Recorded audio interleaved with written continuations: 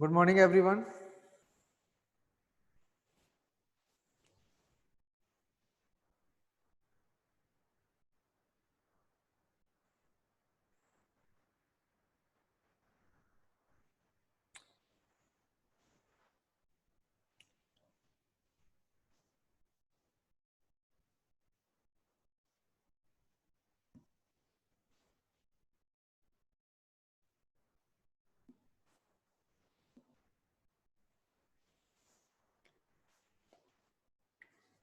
Permutation and combination चल रहा था, हमारी लास्ट क्लास में हमने स्टार्ट किया था, जिसमें हमने बेसिक्स वगैरह पढ़ लिए थे। ठीक है, कॉम्बिनेशन से शुरू किया था, फैक्टोरियल्स पढ़ा था और कॉम्बिनेशन का बेसिक देखा था कि कॉम्बिनेशन को सॉल्व किस तरीके से किया जाता है। तो आज क्वेश्चंस की तरफ फोकस करेंगे अब। तो एक बार सारे स्टूडेंट्स को जुड़ जाने दो, फिर हम शुरू करते हैं।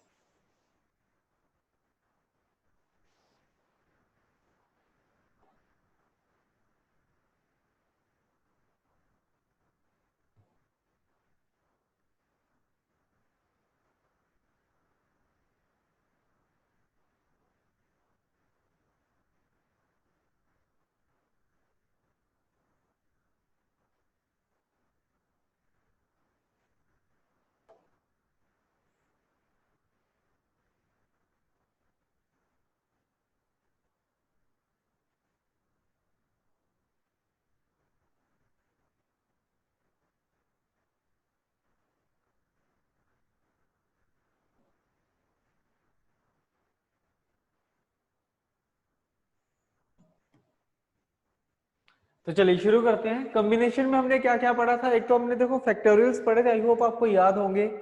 7 तक फैक्टोरियल तो कम से कम आपको याद होंगे। ठीक है, उसके बाद हमने कुछ बेसिक चीजें पढ़ी थी कि NC1 होता है n, NCn होता है जी 1, NC0 होता है जी 1, उसके बाद NCr is equal to NCn minus R के बराबर होता है, क्योंकि ये बहुत यूज होने वाला है, ये टर्म काफी यूज होने वाली है। ठीक है, उसके बाद और क्या पढ़ा था हमने कि n is equal to total numbers, n is equal to total numbers, r is equal to number of selections. ठीक है, आर क्या होता है? नंबर ऑफ सिलेक्शंस, क्योंकि कॉम्बिनेशन क्या करता है? हमेशा सिलेक्ट करता है। जितने तरीकों से किसी चीज को सिलेक्ट किया जाता है, उन तरीकों को क्या बोला जाता है जी? कॉम्बिनेशन। ठीक है, number of ways to select something is called combination.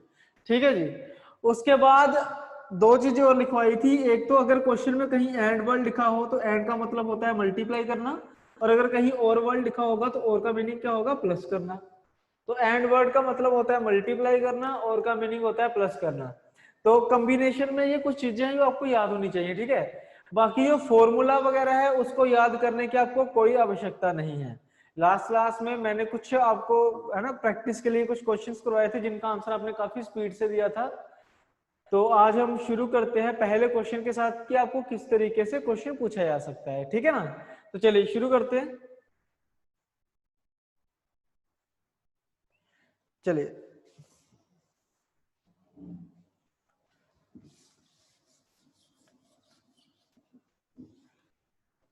तो फर्स्ट क्वेश्चन आपको किस तरीके से पूछा जाएगा? आपको क्या बोल देगा कि in how many veg, in how many veg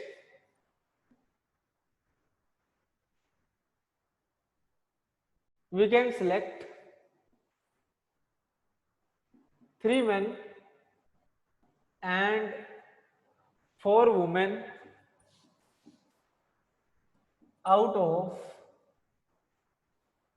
6 men and 5 women।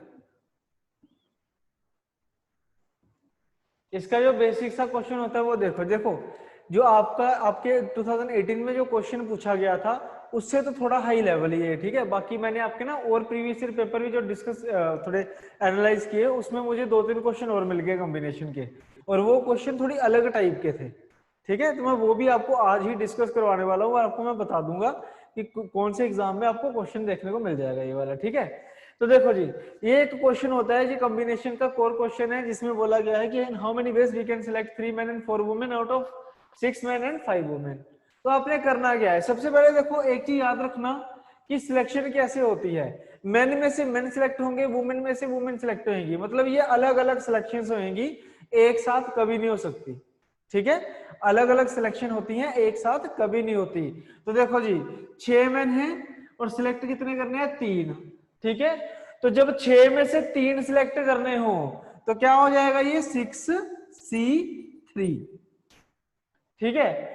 ऐसे नेक्स्ट क्या है कि 5 वुमेन है और सिलेक्ट करनी है मुझे 4 वुमेन, ठीक है। 5 वुमेन गिवन है और सिलेक्ट करनी है मुझे 4 वुमेन, तो कितना आ जाएगा हमारे पास 5C4, कितना आ जाएगा 5C4, ठीक है। उसके बाद जहां पे बात सिलेक्शंस की हो रही हो, जैसे इनको सिलेक्ट करना था मुझे 3 men and 4 women, ठीक है। तो जब सिलेक्शंस में अगर आप देखो तो यहाँ पे क्या लिखा हुआ है, एंड, ये चीज देखनी है आपने, यहाँ पे क्या लिखा हुआ है, एंड। और अगर आपको यहाँ पे एंड लिखा हुआ दिख गया तो एंड का मतलब होगा मल्टीप्लाई करना, एंड का मतलब क्या होगा, मल्टीप्लाई करना। और अगर और लिखा गया होगा तो और का मीनिंग क्या होगा, प्लस करना, ठीक है। तो जो मैंने एंड का मतलब मल्टीप्लाई और का मीनिंग प्लस लिखाया था वो यहाँ पे काम आएगा, ठीक है। क्योंकि ये दो अलग अलग जो सिलेक्शन बनेगी, इनको क्या करोगे, ऐड करोगे, माइनस करोगे, मल्टीप्लाई करोगे, डिवाइड करोगे, क्या करोगे। तो क्या करना आपने, जब सिलेक्शंस में एंड होगा तो मल्टीप्लाई होगा, अगर सिलेक्शंस में यहाँ पे और लिखा होता तो क्या होता, प्लस होता, ठीक है। बाकी अब सॉल्व कैसे करना है, 6C3 को कैसे करते हैं, देखो 6 × 5 × 4 divide by 3 factorial, last class में तभी बताया था सोल्व कैसे करना है, ठीक है। उसके बाद मल्टीप्लाई बाय 5C4 को, 5C4 को क्या मैं 5C1 लिख सकता हूं, 5C4 को क्या हम लिख सकते हैं 5C1, क्योंकि दोनों सेम होते हैं, ठीक है। दोनों क्या होते हैं, सेम होते हैं। NCR is equal to NCN माइनस R। तो अगर मैं इसको 5C4 की जगह पे 5C1 लिख देता हूं तो कितना बनेगा 5, क्योंकि जब भी R की वैल्यू 1 होती है तो आंसर हमेशा N के बराबर आएगा, ठीक है। तो 5 आ जाएगा, 3 फैक्टोरियल हो जाएगा 6, तो 6 से 6 कैंसिल, 3 फैक्टोरियल क्या होता है जी, 6 होता है, तो 6 से 6 कैंसिल हो जाएगा, तो कितना बचा 5 × 4 20, 20 × 5 100, ठीक है। 5 × 4 20, 20 × 5 100, ठीक है। तो आई होप आपको समझ आया होगा ये क्वेश्चन। एक एक चीज एक्सप्लेन करी है मैंने आपको कि मेन में से मेन सिलेक्ट करेंगे 6C3, वुमेन में से वुमेन सिलेक्ट करेंगे 5C4, और सिलेक्शंस में अगर एंड लिखा हुआ है तो मल्टीप्लाई, और लिखा हुआ है तो प्लस, ठीक है। क्योंकि देखो बच्चे गलती कहाँ पे करते हैं कि वो जहां से देख लेते हैं कि यहाँ पे एंड लिखा हुआ तो एंड का मतलब मल्टीप्लाई होगा। भाई मैं आपको एक बात बता दूं, जहां आपको टोटल गिवन होगा आउट ऑफ, तो वहां हमेशा एंड ही होगा, वहां कभी और हो ही नहीं सकता, ठीक है। वहां हमेशा एंड ही होगा, जहां सिलेक्ट करना है ना वहां पे एंड या और होगा, तो उसी के रिस्पेक्टिवली आपने मल्टीप्लाई या एडिशन करनी है, ठीक है। बाकी ये वाला कंसेप्ट लगभग हर क्वेश्चन में यूज हो जाएगा आपका, ठीक है। और सोल्यूशन करो और आपका आंसर निकल जाएगा। सोल्यूशन करना आपको लास्ट क्लास में बताया हुआ है। क्लियर हो गया ना सभी को, ये बड़ा आसान सा क्वेश्चन था, मे भी आपको समझ आ गया होगा। एक और क्वेश्चन करने की कोशिश करते हैं।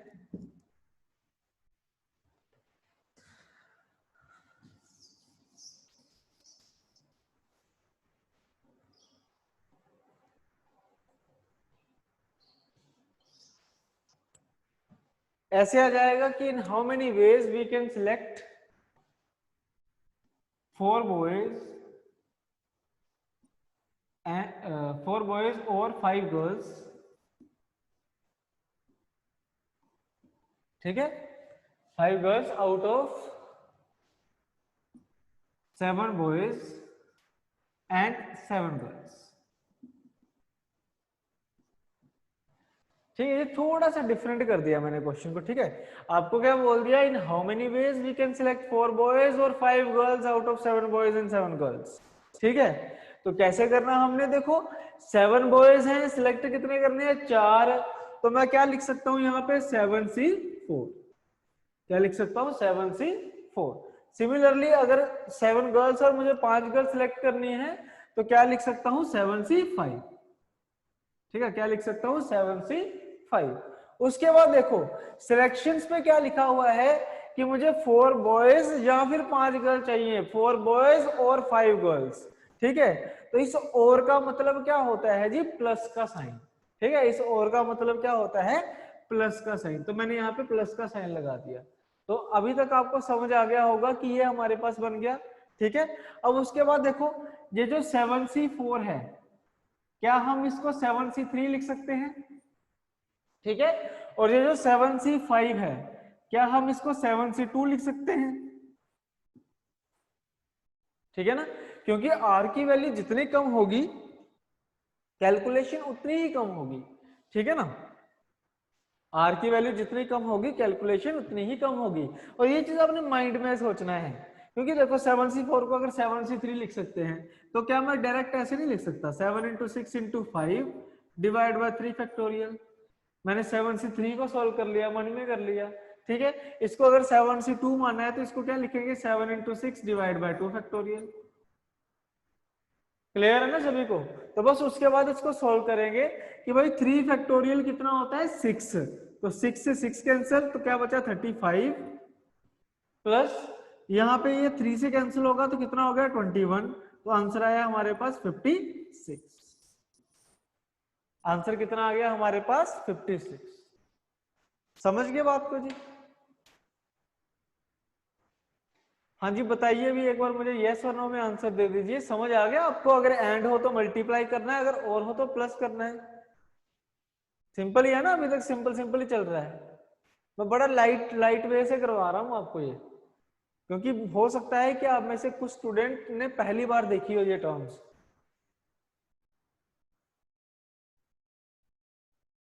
ध्रुव अभी आए हो ना तुम। देखो in how many ways we can select 4 boys or 5 girls out of 7 boys and 7 girls, ठीक है। तो 7 बॉयज हैं, 4 सिलेक्ट करने हैं तो कितना होगा 7C4, ठीक है। और अगर 7 गर्ल्स और 5 सिलेक्ट करनी है तो कितना हो जाएगा 7C5, ठीक है। उसके बाद सिलेक्शन में देखो क्या लिखा हुआ है और, तो जहां पे और लिखा गया होगा, जब और लिखा गया होगा तो हम क्या करेंगे प्लस करेंगे, ठीक है जी। उसके बाद 7C4 को हम 7C3 भी लिख सकते हैं। जो आपको तरीका बताया हुआ था ये वाला, कि जो NCR होता है वो क्या होता है NCN-R, इसके थ्रू पता करा हमने, ठीक है। और 7C5 को क्या लिख सकते हैं 7C2, ठीक है। ऐसा मैंने क्यों लिखा है, क्योंकि R की वैल्यू जितनी कम होगी कैलकुलेशन उतनी ही कम होएगी, ठीक है। जितनी R की वैल्यू कम होगी उतनी ही कैलकुलेशन कम होएगी। तो बस 7C3 को ऐसे सोल्व करना है और 7C2 को ऐसे सोल्व करना है, ठीक है। बस इसको ऐड करेंगे तो आंसर आ जाएगा हमारे पास 56, ठीक है जी। अब मैं क्या करूंगा, एक थोड़ा सा चेंज करने वाला हूं क्वेश्चन। थोड़ा सा लेंथी होता है, मुश्किल नहीं होता वो, ठीक है। तो ऐसे क्वेश्चन भी आपको एग्जाम में आ सकते हैं। तो वो देखो किस तरीके से होते हैं question.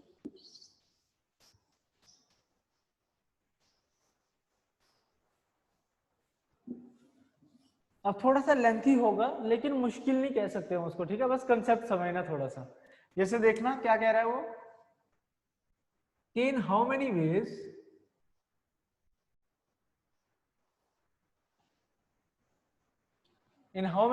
we can select 4 children out of 6 boys and 5 girls in such a way that at least 3 boys must be there.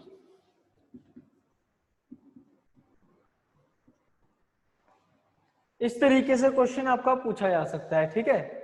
इस तरीके से क्वेश्चन को पूछा जा सकता है। आप एक बार खुद पढ़ लो कि क्या लिखा हुआ है, कि in how many ways we can select 4 children out of 6 boys and 5 girls in such a way that at least 3 boys must be there. कि भाई 4 बच्चे सिलेक्ट करने हैं टोटल, किस में से, 6 बॉयज और 5 गर्ल्स में से, और इस तरीके से सिलेक्ट करने हैं कि कम से कम 3 लड़के होने चाहिए। आपकी जो सिलेक्शंस हैं उसमें क्या होना चाहिए, कम से कम 3 बच्चे, 3 लड़के तो होने ही चाहिए। ठीक है, अब ये जो एटलीस्ट वाली गेम है ना, इसको समझो थोड़ा सा, क्योंकि ये जो एटलीस्ट वाला पंगा होगा ये आपको प्रोबेबिलिटी में भी देखने को मिलेगा। ठीक है, प्रोबेबिलिटी के जो क्वेश्चंस होते हैं ना उसमें भी एटलीस्ट वाला कंसेप्ट आता है। ठीक है, तो ये इसको आपने ध्यान से समझना। अब क्लियर, इसको आपने ध्यान से समझना है। देखो, एटलीस्ट का मतलब क्या है, कम से कम 3 बॉयज होने चाहिए। एटलीस्ट 3 बॉयज का मतलब क्या है कि कम से कम सिलेक्शंस में 3 बॉयज होने चाहिए, मतलब 3 से कम नहीं चाहिए। ठीक है, मतलब 0, 1, 2 आपको नहीं चाहिए, लेकिन 3 से ज्यादा हो सकते हैं। ठीक है, जैसे मान लो आपको अगर ये कहूं कि 100 मार्क्स का आपका पेपर है और पास होने के लिए कम से कम 40 नंबर चाहिए, तो पास होने के लिए 40 से कम से कम 40 नंबर का मतलब क्या होता है कि या तो 40 से बराबर नंबर चाहिए आपको, ठीक है, या फिर उससे ज्यादा भी चलेंगे। ठीक है, या तो 40 के बराबर नंबर चाहिए या फिर उससे ज्यादा भी चलेंगे। समझ गए हो ना बात को? ठीक है, मार्क्स की बात कर रहा हूं मैं। तो एटलीस्ट का मतलब ये होता है कि कम से कम 3, ज्यादा से ज्यादा जितने मर्जी हो सकते हैं। ठीक है, तो आपके पास ये जो 4 बच्चे आपने सिलेक्ट करने हैं वो किस तरीके से होंगे कि या तो क्या होगा कि 3 बॉय सिलेक्ट करोगे और उसके साथ एक लड़की आएगी, या फिर क्या होगा आप 4 बॉय सिलेक्ट कर लोगे और उनके साथ 0 गर्ल्स आ जाएगी। समझ आया सभी को जी? कम से कम 3 बॉय सिलेक्ट करने का मतलब क्या होता है, एटलीस्ट 3 बॉय सिलेक्ट करने का मतलब क्या होता है कि 3 से कम नहीं करने हैं, ज्यादा कर सकते हो। तो 3 बॉयज भी सिलेक्ट कर सकते हो और चारों के चारों भी कर सकते हैं। ठीक है, अब ये मत कहना कि सर 5 कर सकते हैं, तो 5 नहीं कर सकते क्योंकि 4 चिल्ड्रन ही सिलेक्ट करने हैं। ठीक है, यहां तो कोई दिक्कत है तो बताओ पहले ये चीज समझ आई है या नहीं, जल्दी से मुझे बता दो एक बार। ओके,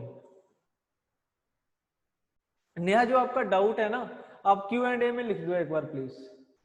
जो आपका डाउट है Q&A में लिख दो, मैं क्वेश्चन के बीच आपका डाउट नहीं ले पाऊंगा। ठीक है,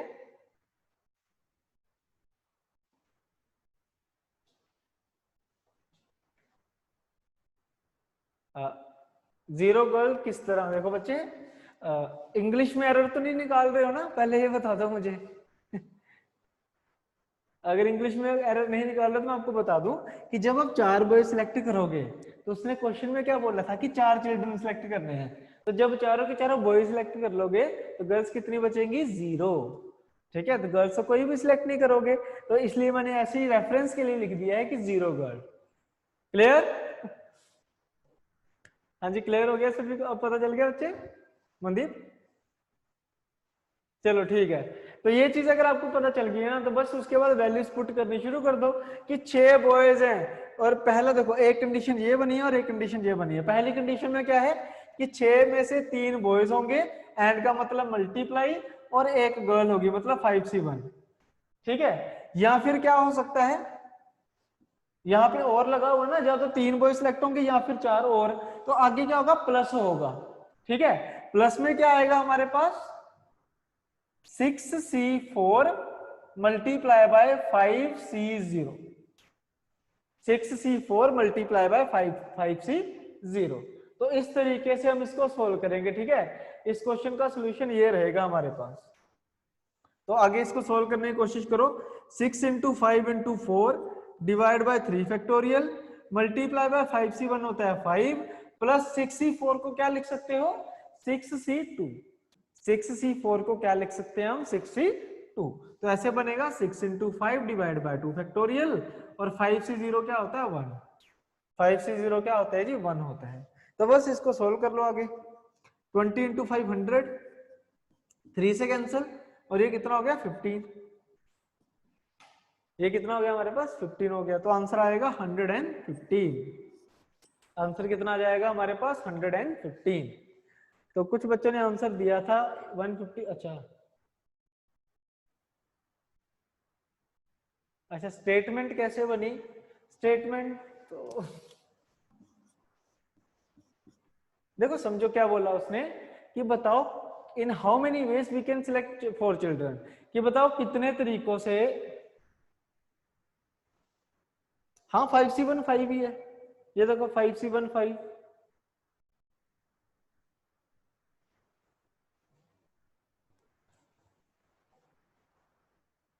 5C1 देखो 5 ही है, ये देखो 6C3 ये रहा, ये 5C1 इज इक्वल टू 5 आ गया हमारे पास।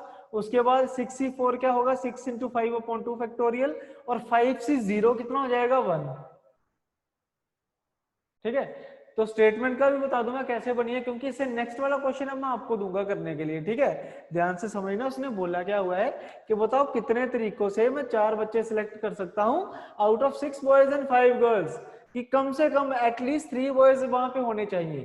तो देखो आपको ना 4 बच्चे टोटल सिलेक्ट करने हैं, उसमें से कम तीन बॉयज चाहिए।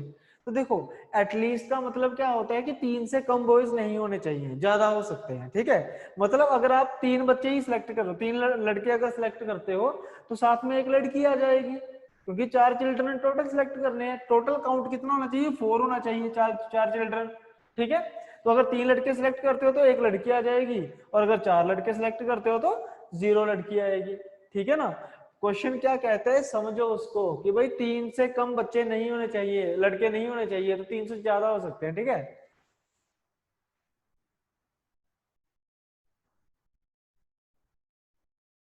हाँ तो बेटा ये ठीक है अमन, अगर ये चीज आपको समझ आई है तो ये चीज तो बनी जाएगी ना।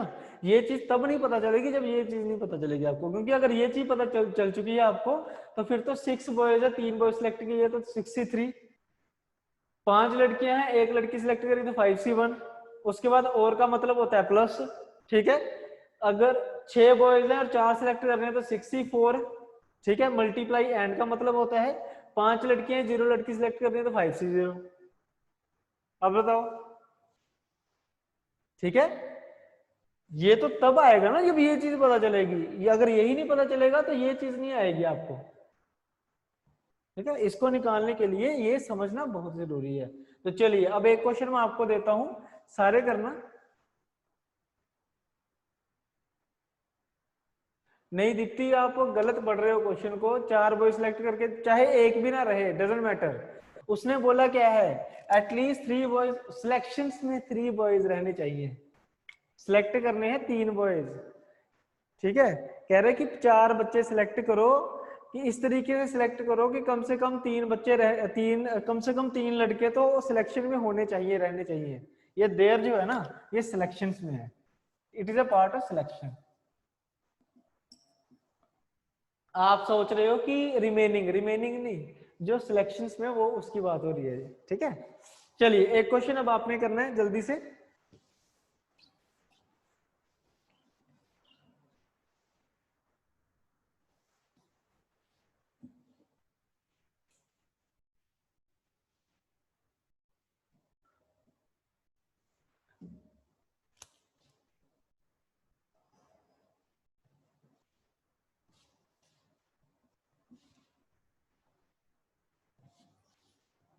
करिए, शाबाश। ये रहा क्वेश्चन आपकी स्क्रीन पे।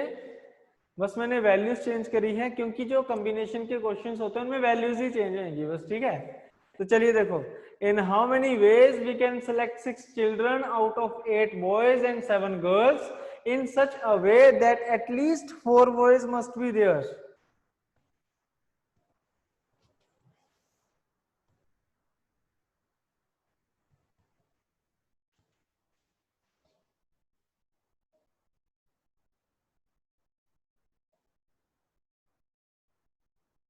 हाँ बिल्कुल गुरप्रीत, अगर एटलीस्ट नहीं गिवन है तो जो आपने लिखा वो बिल्कुल सही है, फिर ऐसे ही करना है।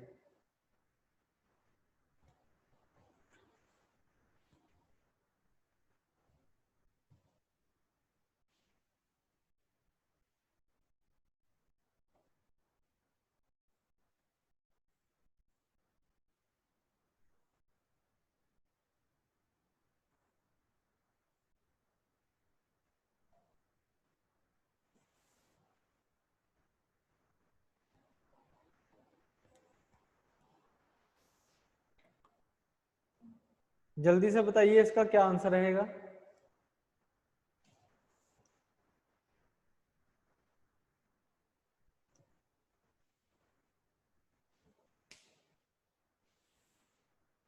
Six one six.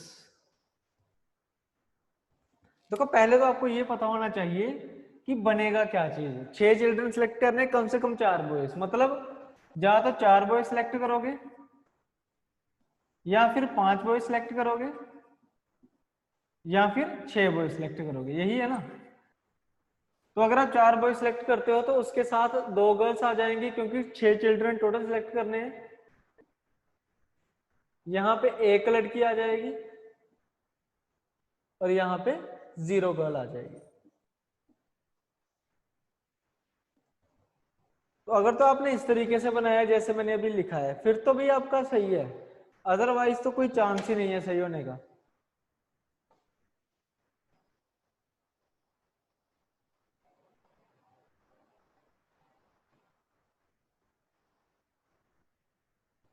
ठीक है, तो अगर ये चीज आपने बनाई है तो उसके बाद सिंपली आपने सोल्व करना है। जैसे 8c4 मल्टीप्लाई बाय, सॉरी मैं इसको थोड़ा साइड पे लिखता हूँ, इसमें 3 बार चलेगा ना टोटल। तो 8c4 multiply by 7c2 plus 8c5 multiply by 7c1 plus 8c6 multiply by 7c0। बस ये होगा इसका सोल्यूशन। ठीक है, ये रहेगा इसका सोल्यूशन। तो 8c4 को ऐसे लिख लो, 8 into 7 into 6 into 5 upon 4 factorial. 4 factorial क्या होता है? 24। ठीक है, ये होगा 7 इंटू 6 डिवाइड बाय 2 फैक्टोरियल कितना होता है? 2। ठीक है, प्लस 8c5 को क्या लिख सकते हो? 8c3। ठीक है, ध्यान से सुनना सुनना, एक बार में समझ आना चाहिए। 8c5 को क्या लिख सकते हो? 8c3। तो कैसे करेंगे इसको? 8 into 7 into 6 divide by 3 factorial कितना होता है? 6। उसके बाद 7c1 कितना होता है? 7। 8c6 को 8c2 लिख सकते हो और 7c0 कितना होता है? 1। ठीक है, मैंने कहा था ना ये क्वेश्चन कैलकुलेटिव होगा, लेकिन होगा आसान ही। बस उसके बाद सॉल्व करना आपने। 8 गुना 3 24, 3 गुना 2 तो 5 गुना 2 10 और 7 70 गुना 21, 70 इंटू 21 हो जाएगा ना बच्चे। एक ने सोल्यूशन भी लिखा था, मैं उसका भी देख लेता हूँ कि क्या सही है। उसका 70 इंटू 105 नहीं होगा बेटा, 70 इंटू 21 होगा, ये 7c2 है। उसके बाद 8c5 वाला अगर देखें तो ये बनेगा हमारे पास 6 से 6 कैंसिल, तो 56 इंटू 7 और ये बन जाएगा 28 इंटू 128। ठीक है, अगर आपने ऐसे किया है तो ऐसे आपका आंसर बिल्कुल सही आएगा। ठीक है, तो 21 गुना 7 कितना होता है जी? 147 यानी कि 1470। ठीक है, 56 इंटू 7 कितना होगा? 14 इंटू 7 98, 196, 392 प्लस 28। ठीक है, तो इसको सॉल्व करो, जो भी आपका बनेगा वही इस क्वेश्चन का होगा आंसर। ठीक है जी, तो ये 420 हो जाएगा, 420 ऐड करो इसको तो 1890, ये रहेगा इसका आंसर। कैलकुलेटिव होता है, मैं ये नहीं कह रहा हूँ कि ये कैलकुलेटिव नहीं होगा, कैलकुलेटिव तो ये 100% होगा, लेकिन होगा इजी। ठीक है, तो अगर मान लो आपके एग्जाम में ऐसे क्वेश्चन अगर आते हैं तो आप कर सकते हो, ऐसा कितना भी कोई मुश्किल नहीं है। ठीक है जी, चलिए अब नेक्स्ट देखो। ठीक है, नेक्स्ट देखो कैसे करना। नेक्स्ट क्वेश्चन पे चलते हैं अब हम, अब टाइप्स पे चलते हैं क्वेश्चंस की।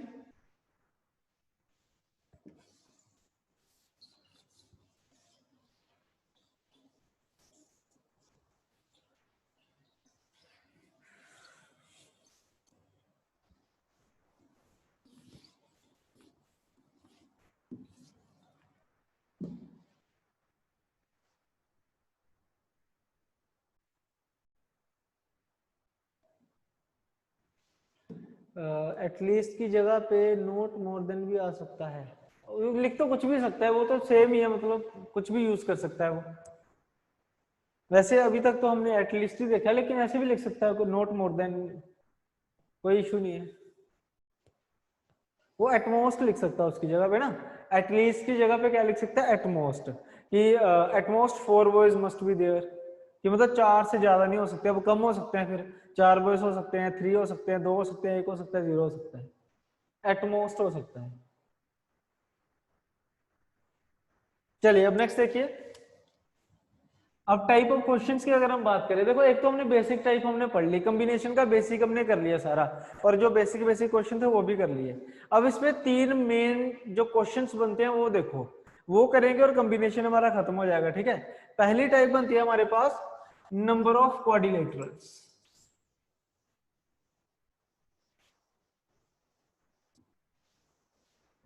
नंबर ऑफ क्वाड्रिलेटरल्स, ठीक है जी। अब जो बच्चे कह रहे थे कि मेंसुरेशन सिलेबस में नहीं होता है, उनके लिए स्पेशल बता दूं कि मेंसुरेशन में अगर कुछ पढ़ा होगा तभी अब ये क्वेश्चन आपसे निकलेंगे, और मैं आपको ये दिखा दूंगा कि कौन से पेपर में कौन से साल में पीसीएस में आया हुआ है, ठीक है। तो पहले समझो होता क्या है। क्वाड्रिलेटरल कौन कौन से होते हैं जी, देखो हमने क्वाड्रिलेटरल्स मेंसुरेशन में पढ़े थे, जैसे स्क्वायर हो गया, रोम्बस, ठीक है, रेक्टेंगल और पैरेललोग्राम।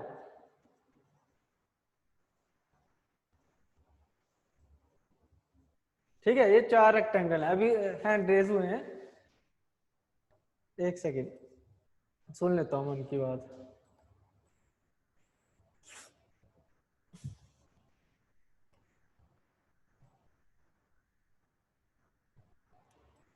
हाँ जी राघव बोलिए। Hello hello. सर, वो लास्ट क्वेश्चन में था, अभी मैं दोबारा देख लूंगा जी। तो थोड़ा उसको आपने रब कर जोर से दिया बोलो, हुआ जोर था से जी। बोलना थोड़ा सा। सर, वो लास्ट क्वेश्चन आप करवा रहे थे ना, हाँ उसमें जी। 5 बॉयज एंड 1 गर्ल था। हाँ आपने 8C5 इंटू 7C1 लिखा था उसका। हाँ जी। तो सर उसके नीचे आपने उसको सॉल्व किया, 8 इंटू 7 इंटू 6 ओवर 6 कर दिया था। हाँ यही करना, ये देखो। तो 8C3 बन सकता था, 8C5 का 8C6 बना दिया ना। अच्छा, 2 इंटू 3 था उसका। ओके। ठीक है। ओके जी। हाँ, वो 3 फैक्टोरियल 6 कर दिया मैंने डायरेक्ट ही। ओके जी। ओके, सॉरी जी। हाँ ठीक है, ओके। हाँ जी नेहा, आपका कोई डाउट है?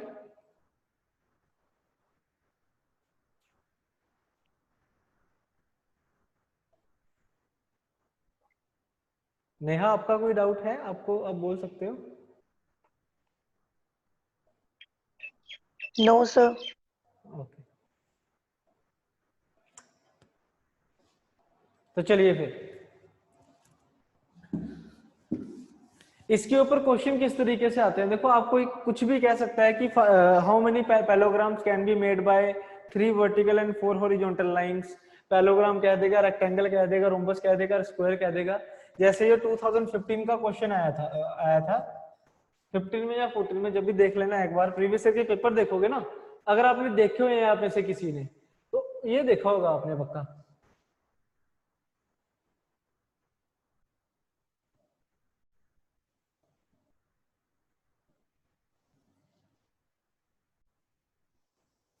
इस तरीके से एक फिगर बनी हुई थी, तो आपसे पूछा गया था find how many parallelograms are there.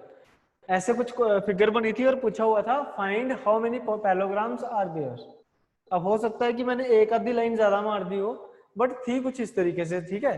अगर आपने पेपर्स को देखा हुआ है तो ऐसा क्वेश्चन आपने पक्का देखा होगा, ठीक है। हाँ ट्रापेजियम भी है, लेकिन ट्रापेजियम के ऊपर क्वेश्चन नहीं बनता इस पे। ट्रेपेजियम के ऊपर क्वेश्चन नहीं बनता, इसलिए मैंने लिखा नहीं है उसको, ठीक है। ट्रेपेजियम मेंसुरेशन में आएगा बस। तो ऐसी एक फिगर बनी हुई थी, शायद 15 में, 18 में नहीं है, ठीक है, शायद 15-14 में शायद होगा ये क्वेश्चन, ठीक है। तो पूछा गया था कि बताओ कितने पैलोग्राम होंगे इसमें, ठीक है। तो ये क्वेश्चन जो है, हो सकता है कि कई स्टूडेंट्स को लगा होगा कि ये क्वेश्चन काउंटिंग फिगर्स का है, काउंटिंग फिगर्स का क्वेश्चन लग रहा होगा। बाकी मैं आपको एक चीज बता दूं, ये पेपर में नहीं पूछा जाता आजकल, ठीक है। और ये वाला क्वेश्चन भी काउंटिंग फिगर का नहीं था, ठीक है। रीजनिंग का क्वेश्चन नहीं था, ये क्वेश्चन था कॉम्बिनेशन का, ठीक है। तो करना किस तरीके से, थोड़ा समझना बात को, कि जब भी आपको ऐसा बोले कि बताओ कितने पैरेललोग्राम हैं, बताओ कितनी रेक्टेंगल हैं, बताओ कितने रोम्बस हैं, बताओ कितने स्क्वायर हैं, या फिर रैंडमली क्या करता है वो इस तरीके से बोल देता है कि बताओ कितने क्वाड्रिलेटरल्स होंगे, कि इस फिगर में कितने क्वाड्रिलेटरल्स होंगे। तो इसको करने का तरीका क्या होता है जी, HC2 मल्टीप्लाई बाय VC2। इसको करने का तरीका होता है HC2 मल्टीप्लाई बाय VC2। ठीक है, H मतलब हॉरिजॉन्टल, B मतलब वर्टिकल। आपने क्या करना है, आपने काउंट करना है कि हॉरिजॉन्टल लाइंस कितनी है और वर्टिकल लाइंस कितनी है। जैसे हॉरिजॉन्टल की बात करें तो 1 2 3, 3 लाइन है हमारे पास हॉरिजॉन्टल। ठीक है, और वर्टिकल्स की बात करें तो 1 2 3 4 5 6, तो 6 लाइन है हमारे पास वर्टिकल, तो 6C2। ठीक है, बस इसको सोल्व करो आपका आंसर आ जाएगा, इसको सोल्व करो आंसर आ जाएगा आपका। ठीक है, सेकंड्स का क्वेश्चन है, सेकंड्स का। ठीक है, कितना बनेगा, 3C2 3 रहेगा, 6 × 5 डिवाइड बाय 2 फैक्टोरियल 2 ही होता है। ठीक है, तो इसको अगर आप सोल्व करोगे तो 9 × 5 कितना होगा, 45। ठीक है, तो क्या आंसर आएगा हमारे पास 45, कि 45 पैरेललोग्राम बनेंगे यहाँ पे टोटल। ठीक है, कितने पैरेललोग्राम बने हुए हैं ये, 45। ठीक है जी। अब कई बच्चे क्या करते हैं, हाँ हाँ जी बिल्कुल बिल्कुल, मैं समझाऊंगा ये कहाँ से है ये भी बताऊंगा ना। अभी अभी तो बस एक आंसर बताया मैंने आपको, थोड़ा सा समझाने के लिए आगे। देखो ये जो 45 हमारे पास जो पहले, यार रुक जाओ एक सेकंड, में मिनिमाइज कर देता हूँ स्क्रीन को, नहीं तो डाउट पूछते रहोगे आप। देखो क्या होता है कि ये जो 45 पैरेललोग्राम्स बने हैं ना, वो किस तरीके से बनते हैं ये भी समझ लो, ये भी समझना। जैसे एक पैरेललोग्राम ये हो गया, 2 3 4 5 6 7 8 9 10, 10 के बाद ये वाला भी तो काउंट करना है ना। देखो ये भी तो पैरेललोग्राम ही है, 11, फिर ये पूरा का पूरा 12, ऐसे ये 13 है ना, 14, ऐसे नीचे आ जाओ 15, ऐसे कर करके टोटल बनते हैं 45 पैरेललोग्राम। तो कभी भी जब ऐसा क्वेश्चन आता है तो फिगर्स को कभी काउंट नहीं करना आपने, क्योंकि अगर फिगर्स को काउंट करने लगोगे तो बहुत मुश्किल हो जाएगी। ठीक है, फिगर्स को काउंट करने लगोगे तो बड़ी दिक्कत हो जाएगी आपको, इसीलिए फिगर्स को कभी भी हमने काउंट नहीं करना है। क्लियर हो गया। अब देखो ये फॉर्मूला कहां से आया है। ठीक है, जो आपके डाउट है वो सारे क्लियर हो जाएंगे। अब देखो ये फॉर्मूला कहां से बना है। ठीक है जी, कि why are we taking lines and not points. बेटा अगर आपको थोड़ा सा पता हो, थोड़ी सी अगर कॉमन सेंस का यूज करो, तो बेटा एक पॉइंट एक लाइन बनाता है। तो पॉइंट बोलो या फिर आप उसको लाइन बोलो, इट मीन्स नथिंग। ठीक है, ये देखो ना, एक पॉइंट है तो एक लाइन, ये देखो 2 पॉइंट 3 पॉइंट, ठीक है 4 पॉइंट, ऐसे देखो 5 और ये 6। बाकी पॉइंट वाला इसमें कोई सीन नहीं होता, अभी समझ आ जाएगा आपको। देखो जी करते किस तरीके से है कि मान लो अगर मैं एक किसी क्वाड्रिलेटरल्स की बात करूं, एक क्वाड्रिलेटरल ये होता है कि नहीं, ठीक है, एक क्वाड्रिलेटरल ये होता है। अब एक चीज समझना थोड़ा सा कि भाई जब भी हम एक क्वाड्रिलेटरल बनाते हैं, चाहे वो स्क्वायर है, रोम्बस है, रेक्टेंगल है, पैरेललोग्राम है, वो बनता किस चीज से है, वो बनता किस चीज से, मेन तो आपको ये पता होना चाहिए कि नहीं। जैसे यहाँ पे अगर हम देखें तो ये एक हमारे पास हॉरिजॉन्टल लाइन है और ये भी एक मेरे पास हॉरिजॉन्टल लाइन है। ठीक है, यहाँ पे ये एक मेरे पास वर्टिकल लाइन है और ये भी एक वर्टिकल लाइन है। ठीक है, तो अगर आपसे पूछे कि बताओ एक क्वाड्रिलेटरल कैसे बनता है, तो आप क्या बोलोगे कि it is a combination of 2 horizontal and 2 vertical lines. ठीक है, it is a combination of 2 horizontal and 2 vertical lines, कि 2 हॉरिजॉन्टल और 2 वर्टिकल लाइंस को मिला के क्या बनता है हमारे पास जी, एक क्वाड्रिलेटरल बनता है। ठीक है, अब क्वेश्चन में क्या बोला गया था कि बताओ ये जो मेरे पास फिगर बनी है इसमें कितने पैरेललोग्राम होंगे। ठीक है, अब समझना थोड़ा सा बात को कि देखो जी ये तो हमें पता है कि एक पैरेललोग्राम बनेगा 2 हॉरिजॉन्टल और 2 वर्टिकल लाइन से। ठीक है, लेकिन यहां पे अगर देखा जाए तो हॉरिजॉन्टल लाइंस कितनी है, 3। ठीक है, तो टोटल मेरे पास n की वैल्यू कितनी होगी, 3, कि टोटल मेरे पास 3 वर्टिकल हॉरिजॉन्टल लाइंस हैं। लेकिन अगर मुझे क्वाड्रिलेटरल बनाना है, अगर मुझे क्वाड्रिलेटरल बनाना है तो मुझे कितनी लाइन चाहिए होंगी हॉरिजॉन्टल, 2। मुझे कितनी लाइन चाहिए होंगी जी, 2। तो मुझे कितनी सिलेक्ट करनी पड़ेगी, 2 करनी पड़ेगी। समझ आ गया सभी को। ऐसे ही देखो जो वर्टिकल लाइंस है वो कितनी है, टोटल 6। ठीक है, मतलब टोटल कितनी लाइंस है हमारे पास, 6 हैं। और अगर मुझे क्वाड्रिलेटरल बनाना है तो सिलेक्ट कितनी करनी पड़ेगी, 2। सिलेक्ट कितनी करनी पड़ेगी जी, 2। तो जितने अलग अलग तरीके से हम इन लाइंस को सिलेक्ट करेंगे, ध्यान से समझना, जितने अलग अलग तरीके से हम इन लाइंस को सिलेक्ट करेंगे उतने ही अलग अलग क्या बन जाएंगे, पैरेललोग्राम। ठीक है, जितने अलग अलग तरीके से हम इन लाइंस को सिलेक्ट करेंगे उतने ही अलग अलग तरीके से क्या बन जाएंगे, पैरेललोग्राम। ठीक है ना। तो कैसे करोगे select, 3c2 multiply by 6c2। ठीक है, क्योंकि यहाँ पे एंड लगा हुआ है कि दो हॉरिजॉन्टल लाइन चाहिए, दो वर्टिकल लाइन चाहिए, तो एंड लगा हुआ है, तो एंड का मतलब क्या होता है, मल्टीप्लाई। समझ गया ना। तो यही होता है हमारे पास, इसी तरीके से ये बन जाता है फॉर्मूला कि ये हॉरिजॉन्टल और ये वर्टिकल लाइन है, तो HC2 मल्टीप्लाई बाय VC2, क्योंकि पैरेललोग्राम में हमेशा क्या होगा, दो वर्टिकल लाइंस और दो हॉरिजॉन्टल लाइंस। अब बताओ किसी को कोई डाउट इस फॉर्मूले में, तो please you can raise the question.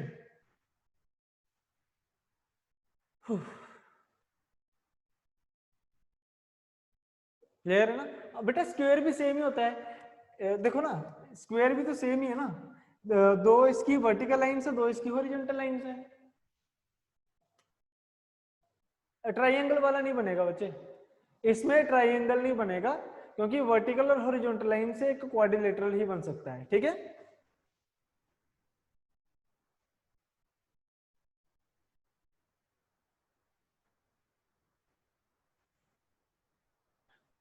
अच्छा डाउट क्या था आपका, एक सेकंड सभी रुक जाओ। Sir how to do in cases के लिए तो हो गया sir, if there were simply points rather than lines. देखो बच्चे पॉइंट तो होंगे नहीं ना, देखो जैसे मान लो मैं पॉइंट्स की बात करूं, आप ये कह रहे हो ना कि 6 ऐसे पॉइंट अगर होंगे तो दे आर नॉट क्वाड्रिलेटरल्स। ये जो पॉइंट्स होते हैं, जो क्वाड्रिलेटरल तो होंगे नहीं ना। क्वाड्रिलेटरल कब बनेंगे, जब ये पॉइंट मिलेंगे, और जब ये पॉइंट मिलेंगे तो लाइंस बनेंगी। ठीक है, पॉइंट्स करेंगे तो मैं आपको बताता हूं कैसे क्वेश्चन बनते हैं, टेंशन मत लो आप।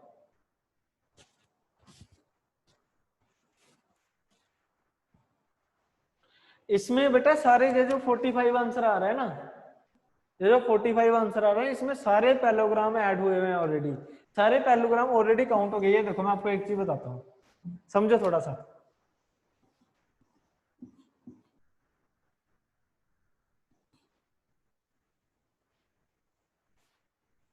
ठीक है, ये देखो, 3 हमारे पास वर्टिकल लाइन है, 3 हमारे पास हॉरिजॉन्टल लाइन है। कितने पैरेललोग्राम है, काउंट करके देखो एक बार, 1 2 3 4, उसके बाद एक ये होगा 5, एक ये हो जाएगा 6, एक ये आ जाएगा 7, और एक ये आ जाएगा 8। ठीक है, और एक पूरा हो जाएगा कितना, 9। यही होगा कि नहीं, 9 हो जाएगा टोटल। तो मतलब कितने पैरेललोग्राम बने हैं यहाँ पे, टोटल 9 पैरेललोग्राम्स। ये मैं आपको काउंट क्यों करवा रहा हूँ, क्योंकि मैं आपको सिखाना चाहता हूँ कि इसमें और जो हमारा तरीका उसमें कोई डिफरेंस नहीं होता है। ठीक है, ऐसे अगर मुझे इसको सॉल्व करना होता तो 3 हॉरिजॉन्टल लाइन और 3 वर्टिकल लाइन है, तो ऐसे करते कि नहीं,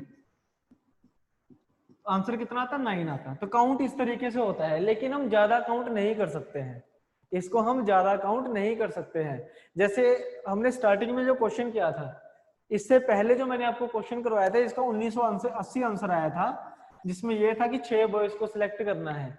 क्या हम ये गिन सकते हैं कि 1980 तरीके कौन कौन से हैं, हम काउंट नहीं ना कर सकते उसको।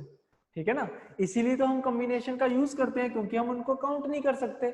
ठीक है, ऐसे ही देखो, छोटी वैल्यूज को तो काउंट किया जा सकता है, 8 9 10 तक तो काउंट किया जा सकता है, लेकिन जब बड़े नंबर आ जाएंगे तब काउंट करना मुश्किल हो जाएगा। तो इसलिए मैंने ये बताया कि ये वाला क्वेश्चन था ना जो एग्जाम में आया हुआ आपके, उसका आंसर 45 है। तो टोटल 45 पैरेललोग्राम बनेंगे और सारे के सारे पैरेललोग्राम काउंट हो जाएंगे। क्लियर। चलिए अब एक क्वेश्चन आपने करना है,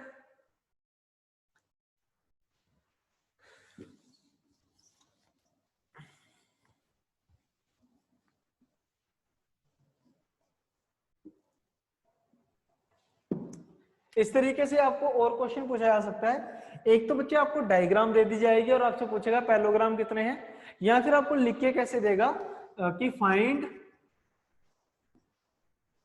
हाउ मेनी पैरेललोग्राम्स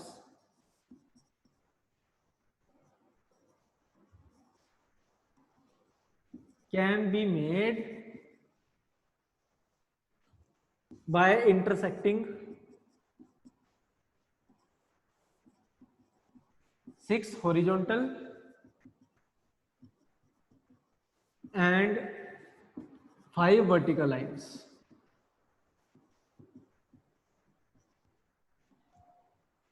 इस तरीके से क्वेश्चन पूछा जा सकता है आपसे।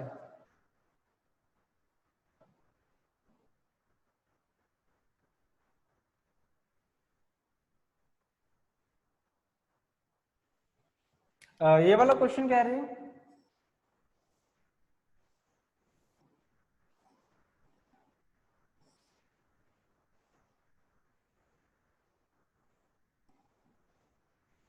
हाँ जी, ये वाला क्वेश्चन कह रहे हैं, जल्दी से बता दो मुझे। कमल कमल द्रविड़।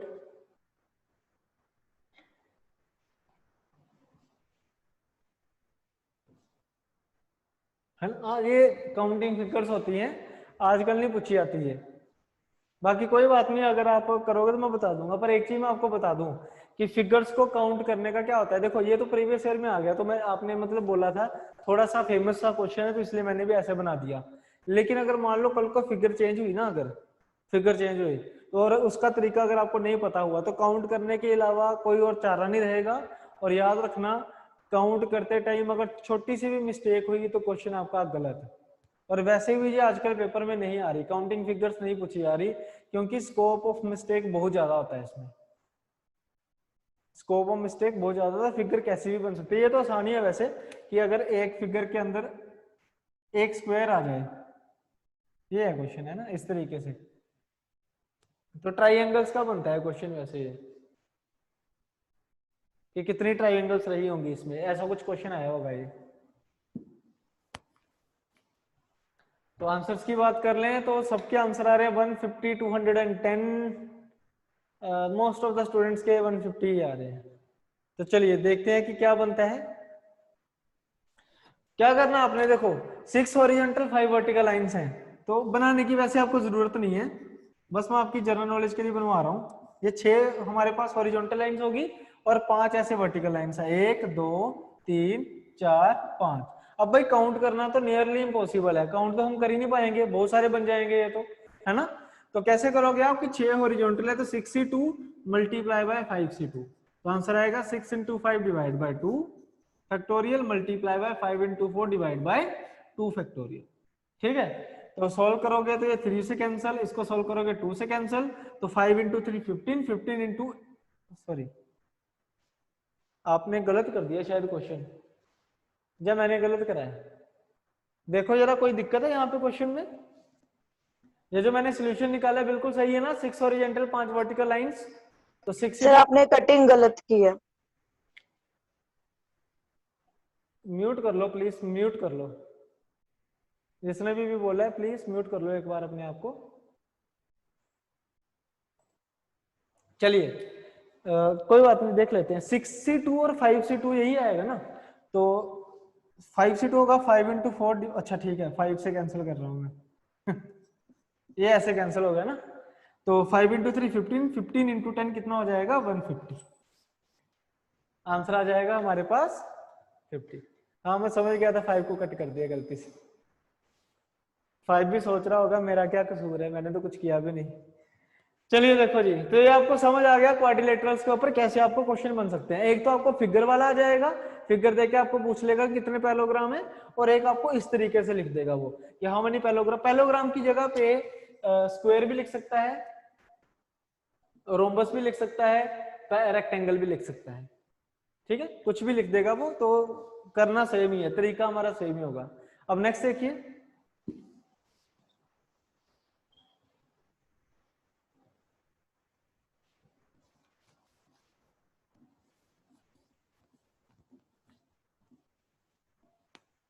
अब देखो अगर ये वाला क्वेश्चन आपको एग्जाम में पूछा जा सकता है, तो इसके साथ एक और टाइप आती है हमारे पास, वो भी एग्जाम में पूछा जा सकता है, नंबर ऑफ डायगोनल्स।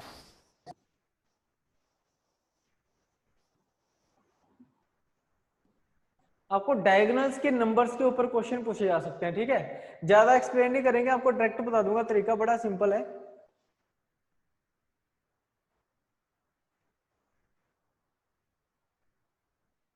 हाँ फिर सारे नहीं होंगे, वैसे आएगा नहीं आपको ना। देखो मेरी बात सुनो, एक चीज समझना थोड़ी सी, रेक्टेंगल के केस में ना, रेक्टेंगल की मैं आपको एक चीज बता दूं,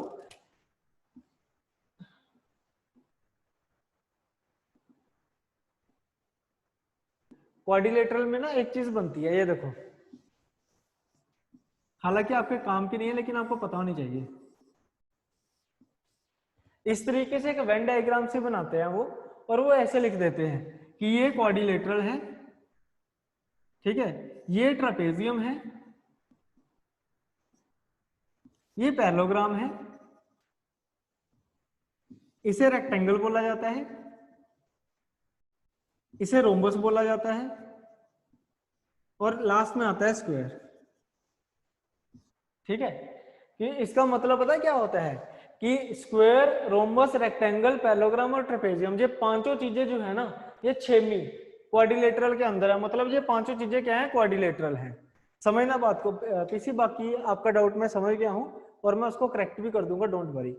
ये कहता है हमारे पास मेंसुरेशन में एक वेन डायग्राम होती है कि स्क्वायर, रोम्बस, रेक्टेंगल, पैरेललोग्राम और ट्रेपेजियम, ये पांचों के पांचों क्या है, छेमी सर्कल के अंदर है, तो ये क्या है, क्वाड्रिलेटरल है।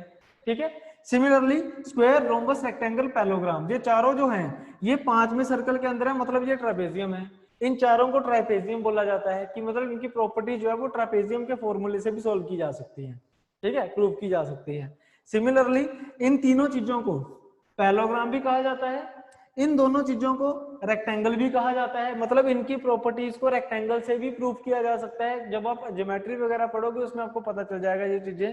और जो स्क्वायर है उसको रोम्बस से भी प्रूव किया जा सकता है, जो स्क्वायर है उसको रोम्बस से भी प्रूव किया जाता है, ठीक है। और स्क्वायर स्क्वायर होता है, और जो स्क्वायर होता है ये परफेक्ट स्क्वायर होता है, इसको किसी की भी प्रॉपर्टी से एक्सप्लेन किया जा सकता है। स्क्वायर को परफेक्ट स्क्वायर क्यों बोला जाता है, क्योंकि इसको किसी की भी प्रॉपर्टी से एक्सप्लेन किया जा सकता है, ठीक है। बाकी देखो जो क्वेश्चन बनेगा, मैं समझ गया आपकी बात, मैं अपने आप को करेक्ट कर रहा हूं यहाँ पे कि स्क्वायर और रोम्बस, ठीक है, स्क्वायर और रोम्बस जो है ना वो तो नहीं पूछे जाएंगे उसमें। जब आपको ऐसे फिगर्स दी होंगी ना तो उसमें स्क्वायर और रोम्बस नहीं पूछे जाएंगे, आपसे क्या पूछा जाएगा, पैरेललोग्राम और रेक्टेंगल। और एक चीज याद रखना, अगर कहीं स्क्वायर बन रहा है तो उसको आप रेक्टेंगल भी कह सकते हो, क्योंकि उसकी कोई लेंथ होगी, उसकी कोई ब्रेड्थ होगी। ये वाला, ये चीज याद रखनी है तब आपने, ठीक है, ये चीज आपने तब उस केस में याद रखनी है। अब समझ गए ना कि मेंसुरेशन को पढ़ना कितना जरूरी हो जाता है, पूरा कंप्लीट पढ़ना कितना जरूरी हो जाता है। चलो ठीक है, डन। अब नेक्स्ट देखो, नंबर ऑफ डायगोनल्स। किस तरीके से क्वेश्चन आता है कि आपको क्या बोल देगा, find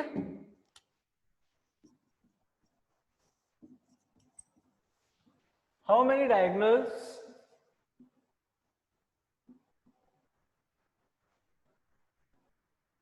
are there in a polygon having 12 sides. एक पॉलीगॉन है जिसकी 12 साइड्स हैं, तो बताओ उसमें अपना डायगोनल कितने बनेंगे, उसमें डायगोनल कितने बनेंगे। इसको करने से पहले एक चीज बता दूं आपको, जैसे ये है रेक्टेंगल, इसमें 2 डायगोनल होंगे, ठीक है, जो रेक्टेंगल होता है उसमें कितने डायगोनल होते हैं, 2। ऐसी जो हमारे पास पेंटागन होता है, ठीक है, इसे बोला जाता है पेंटागन, जिसकी 5 साइड होती है, ठीक है, पंचभुजी, इसे बोला जाता है पेंटागन। इसमें कितने डायगोनल होते हैं, देखो गिनना जरा थोड़े से, 1 2 3 4 और 5, इसमें होते हैं 5 डायगोनल। इसके अंदर एक बन जाता है अपना स्टार सा बन जाता है, ठीक है, 5 डायगोनल होते हैं इसके अंदर। अब एक चीज समझना थोड़ी सी बात को कि बच्चे डायगोनल एक्चुअल में होता क्या है। डायगोनल होता है कि जब भी हम ऑल्टरनेट वर्टेक्स को मीट करवाते हैं, ठीक है, मतलब 2 वर्टेक्स को ऐसे होने चाहिए जो बिल्कुल एडजेसेंट ना हो। एडजेसेंट अपना वर्टिसेस को छोड़ के बाकी किसी भी वर्टिसेस को अगर आप पॉइंट्स मान के कोई लाइन ड्रॉ करते हो तो वो क्या बन जाता है, डायगोनल बन जाता है। एडजेसेंट क्या होता है, जैसे इसके पास ये है, इसके पास ये है और इसके पास ये है, लेकिन अगर मैं इसकी और इस पॉइंट की बात करूं, दे आर नॉट एडजेसेंट। तो अगर कोई पॉइंट हमारे एडजेसेंट नहीं है तो उसको अगर आप मीट कराओगे तो डायगोनल बनेगा। उसको अगर आप मीट कराओगे तो क्या बन जाएगा, डायगोनल बन जाएगा। ऐसे ही देखो यहाँ पे भी देखो, इस पॉइंट के साथ ये वाला पॉइंट एडजेसेंट नहीं था, ठीक है, तो मैंने मीट करवा दिया, क्या बन गया ये, डायगोनल। समझ गए ना बात को, डायगोनल क्या होता है बच्चे, क्लियर हो गया सभी को, ठीक है। अब देखो आपने करना कैसे है, जब भी आपको आ जाए क्वेश्चन की नंबर ऑफ डायगोनल्स पूछ ले आपको, तो उस केस में आपने इसको इस तरीके से सोल्व करना है, nc2 minus n, nc2 minus n, और n is equal to number of sides, n is equal to number of sides. जैसे यहां पे क्या है कि एक हमारे पास पॉलीगोन है जिसकी 12 साइड्स हैं, तो 12 साइड्स का मतलब क्या है, n की वैल्यू क्या है, 12 है, तो 12c2 minus 12 will be the answer, 12c2 minus 12 will be the answer. तो कितना आ जाएगा, 12 into 11 divide by 2 factorial minus 12, ये 6 से कैंसिल, 66 माइनस 12 कितना होता है, 54, 66 माइनस 12 कितना होता है जी हमारे पास, 54। तो जहां पे जितनी मर्जी साइड्स हो कोई फर्क ही नहीं पड़ता, आपने सिंपली क्या करना है, nc2 minus n, nc2 minus n। समझ आ गया ना सभी को, डन है ना, चलो वेरी गुड।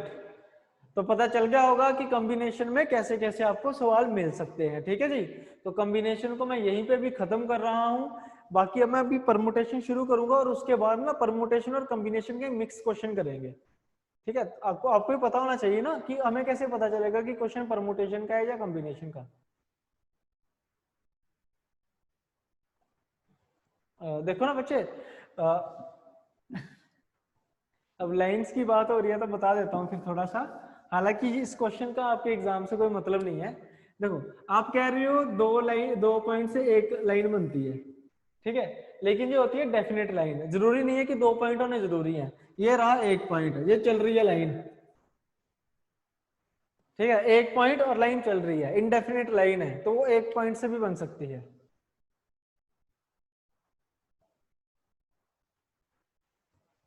क्लियर है ना, ठीक है। कॉम्बिनेशन के जो बाकी वाले क्वेश्चंस होंगे वो मैं आपको परमुटेशन के साथ करवाऊंगा, ठीक है। जो थर्ड टाइप है वो आपको परमुटेशन के साथ करवाऊंगा, क्लियर। चलो बहुत बढ़िया बात है कि कान खोल के सुनते हो हर एक चीज को, वेरी गुड। चलिए अब नेक्स्ट देखते हैं परमुटेशन।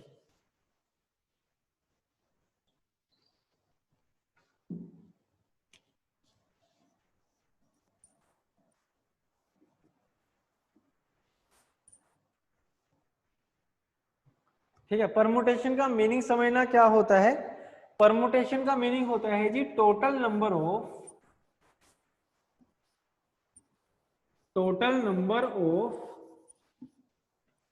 Possible arrangements.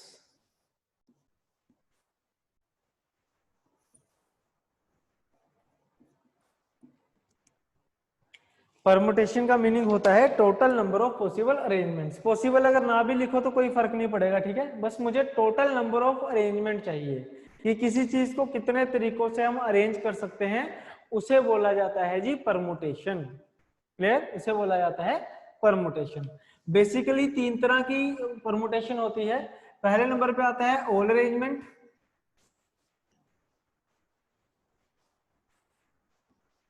ठीक है, दूसरे नंबर पे आता है जी सम अरेंजमेंट,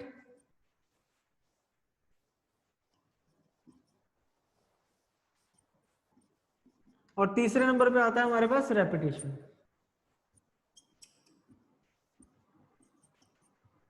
ठीक है, तीसरे नंबर पे आता है हमारे पास रेपिटेशन। तो 3 तरह की बेसिकली परमुटेशन होती है, तो हमने तीनों तरीके करने हैं पहले, क्योंकि ये 3 तरीके होंगे उसके बाद ही परमुटेशन के क्वेश्चंस करने का कोई मतलब रहता है, ठीक है। तो चलिए शुरू करते हैं पहली टाइप से। तो पहली टाइप होगी हमारे पास ऑल अरेंजमेंट की। अब ऑल अरेंजमेंट का मीनिंग क्या होता है कि जितना भी जो भी आपको मिलेगा क्वेश्चन में, उन सबको अरेंज करना है, हर एक चीज को अरेंज करना है, उसे हम बोलते हैं ऑल अरेंजमेंट, ठीक है, ठीक है। तो क्वेश्चन किस तरीके से आता है ये देखो, आपको ये कहेगा कि in how many veg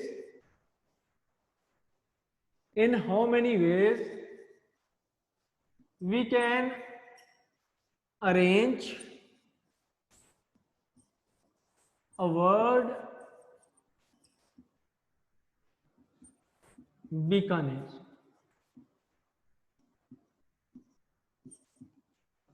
In how many ways we can arrange a word Bikaner? कि बताओ कितने तरीकों से मैं बीकानेर वर्ड को अरेंज कर सकता हूं। ठीक है, तो करना किस प्रकार से है, देखो अब परमुटेशन के लिए मैं आपको कोई फॉर्मूला नहीं करवाऊंगा क्योंकि अरेंजमेंट करना है। अरेंजमेंट आप डेली लाइफ में बहुत बार करते हो, है ना, आगे पीछे होके बैठना, कैसे भी करना, तो उसके लिए आपको मतलब कोई फॉर्मूले की जरूरत नहीं है। कंसेप्ट समझना थोड़ा सा कि देखो बीकानेर वर्ड को अरेंज करने का मतलब क्या है कि इसके अंदर के जो अल्फाबेट्स हैं उनको आगे पीछे करके अरेंज करना है बस। ठीक है, उनको आगे पीछे करके आपने शफल करके अरेंज करना है बस। ठीक है, तो इस बीकानेर में आप ये देखो कि आपके पास वर्ड कितने हैं, आपके पास मतलब लेटर्स कितने हैं, अल्फाबेट्स कितने हैं। ठीक है, माफ करना अगर मैं अल्फाबेट्स को वर्ड बोल दूं तो। ठीक है, तो अल्फाबेट गिनेंगे कितने हैं, तो कितने हैं, टोटल 7 है। ठीक है, अब सिंपल ये समझ के चलो कि ये जो 7 अल्फाबेट हैं ये 7 पर्सन है।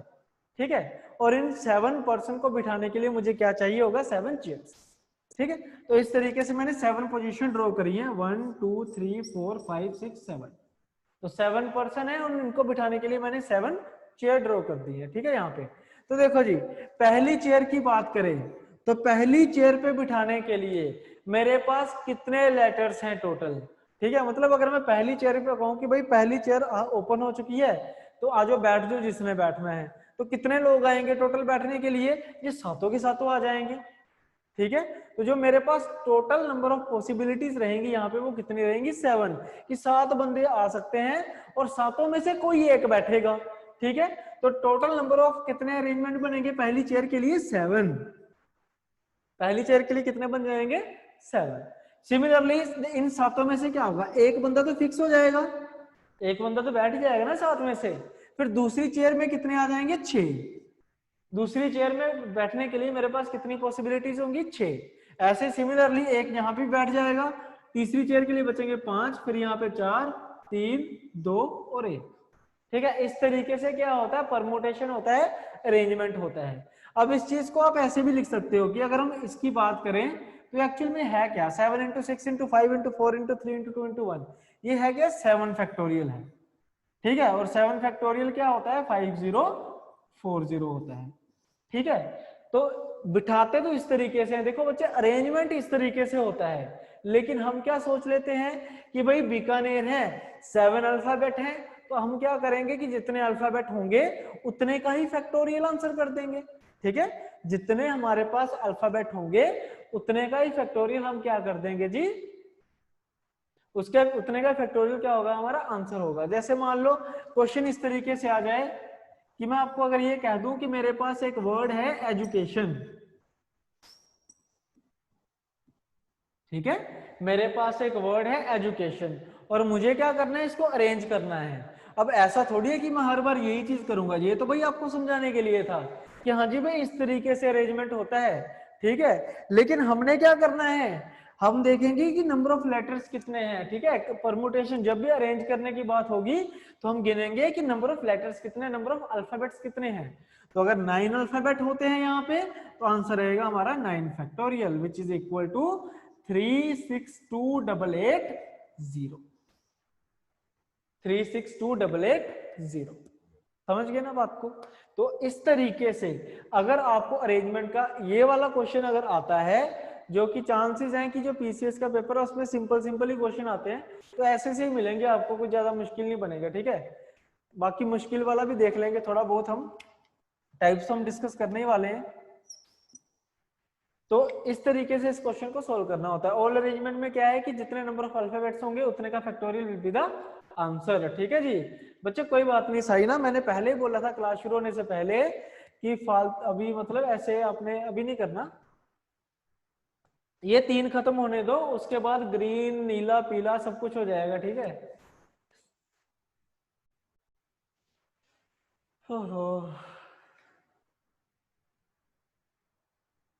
पेशेंस रखो बेटा।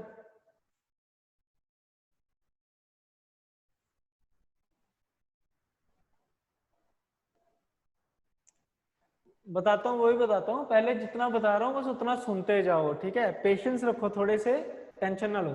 तो ये चीज आपको समझ आ गई होगी कि अगर सारे के सबको अरेंज करना है तो किस तरीके से अरेंज किया जाता है, ठीक है। ऐसे ही देखो जी,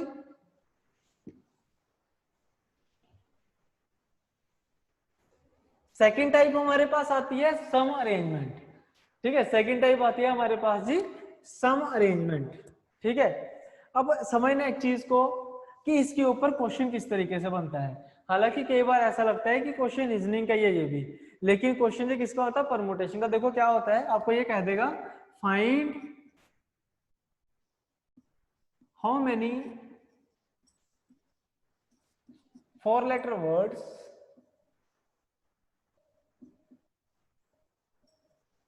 find how many 4 letter words can be made from a word dynamic,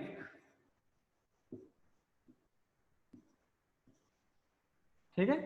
find how many 4 letter words can be made from a word dynamic, ठीक है जी। तो देखिए जी, करना किस प्रकार से हमने इस क्वेश्चन को, कि आपको बोला गया है कि अब की बार सबको अरेंज नहीं करना, सारे अरेंज करने की बात नहीं करी, उसने कहा है कि 4 letter वर्ड बनाना है। तो इनडायरेक्टली उसने क्या बोल दिया कि इनमें से मुझे सिर्फ 4 लेटर को ही अरेंज करना है। 4 letter वर्ड्स बनाने का मतलब क्या है कि मुझे सिर्फ 4 लेटर्स को अरेंज करना है अब की बार, सारे लेटर मुझे नहीं देखने हैं। तो इनमें से अगर 4 लेटर आपने अरेंज करने हैं तो वो क्या हो जाएगा हमारे पास, सम अरेंजमेंट, कि अब की बार सबको अरेंज नहीं किया है हमने, हमने क्या करा अब की बार सम अरेंजमेंट, कुछ वर्ड्स को मुझे क्या करना है, अरेंज करना है। समझ गए ना बात को, ठीक है। तो कैसे करेंगे इस क्वेश्चन को, देखो कि डायनामिक की अगर हम बात करें तो टोटल कितने लेटर होते हैं जी, 7। टोटल कितने लेटर होते हैं जी, 7 होते हैं, ठीक है जी। तो यहाँ पे पहली पोजीशन की बात करें तो भाई कितने लेटर आ जाएंगे, 7 आ जाएंगे, ठीक है। पहली पोजीशन की बात करें तो कितने आ जाएंगे, 7 लेटर आ जाएंगे।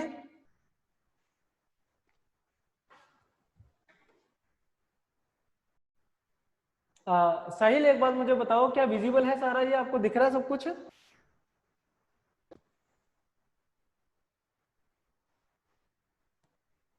सिर्फ साहिल से पूछा, बाकी उसे नहीं दिख रहा है ना। ये क्या लिखा हुआ है बेटा, ये दिख रहा है क्या लिखा हुआ है,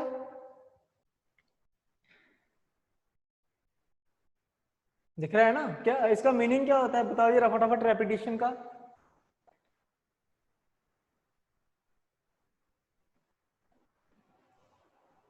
रेपिटेशन का मीनिंग क्या होता है,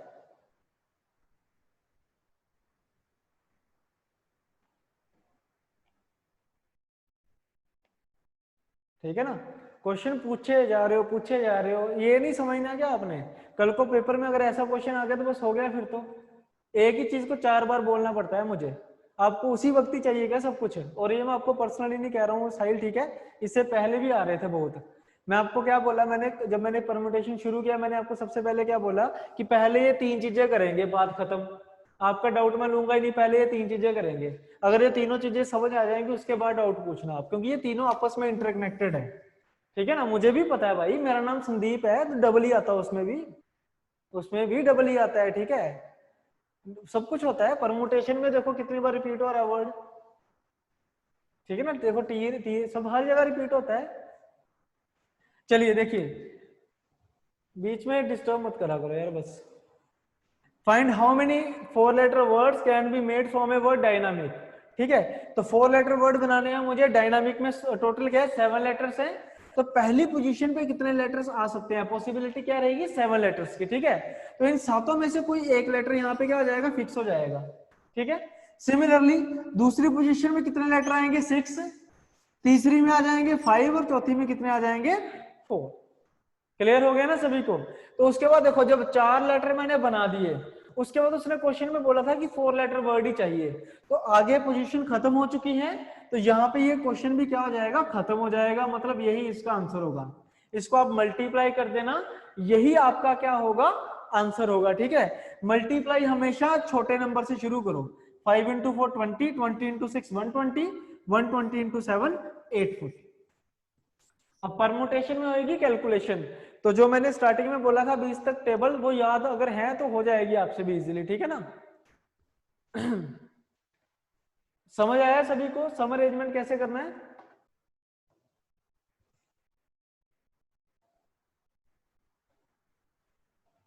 ठीक है, चलिए देखो जी, अब एक क्वेश्चन आप करके दिखाना मुझे। एजुकेशन वर्ड को ही पिक करता हूं मैं।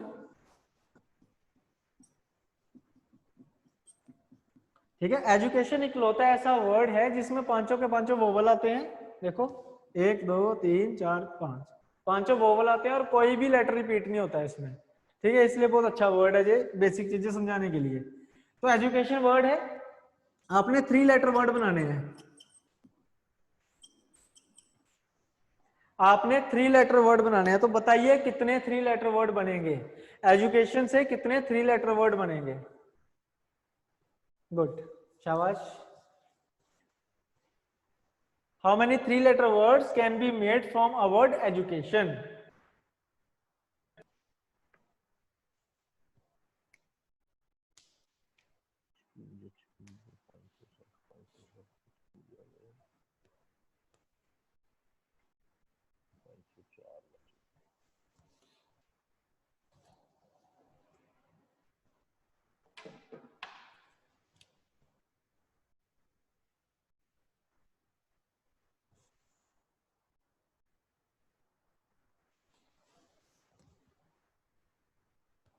चलिए, तो सबका आंसर आ चुका है।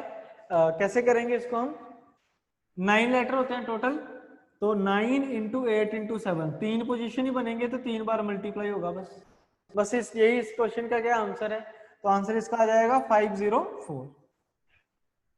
तो बिना टाइम वेस्ट किए जल्दी जल्दी इसका आंसर निकाल लेंगे हम, ठीक है। तो आई होप आप सभी को समझ आ गया होगा।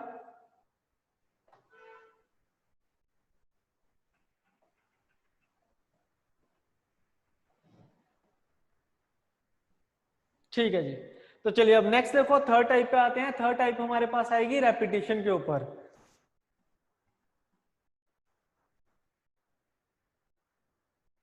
थर्ड टाइप हमारे पास आ जाएगी अब रेपिटेशन के ऊपर, ठीक है। तो चलिए देखो कैसे करना है इसको हमने।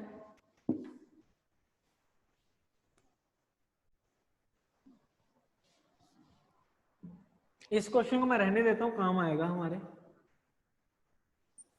मान लो आपको इस तरीके से क्वेश्चन बन जाए कि find in how many ways we can arrange a word banking. कि बताओ कितने तरीकों से मैं इस बैंकिंग वर्ड को अरेंज कर सकता हूं। हालांकि अगर इस क्वेश्चन की आप लैंग्वेज देखोगे तो ऑल अरेंजमेंट जैसी लग रही होगी आपको, कोई डिफरेंस नहीं होता है वैसे, क्योंकि ये तीनों क्या है, सेम टाइप्स ही हैं, कोई डिफरेंस नहीं है तीनों में। ठीक है, एक ही तरीके के क्वेश्चन होते हैं, बस आपने फटाफट ये देखना होता है कि किस टाइप का क्वेश्चन है। तो आपको बोल दिया कि बताओ कितने तरीकों से मैं बैंकिंग वर्ड को अरेंज कर सकता हूं। अब पहली बात तो ये है कि बैंकिंग में सारे लेटर्स को अरेंज करना है, क्योंकि उसने स्पेसिफाई नहीं किया है कि कितने लेटर का उसको वर्ड चाहिए। ठीक है, तो आपने क्या करना है, जैसे ऑल अरेंजमेंट में सीखा है वैसे अप्लाई कर दो कि भाई बैंकिंग की बात करें तो 1 2 3 4 5 6 7।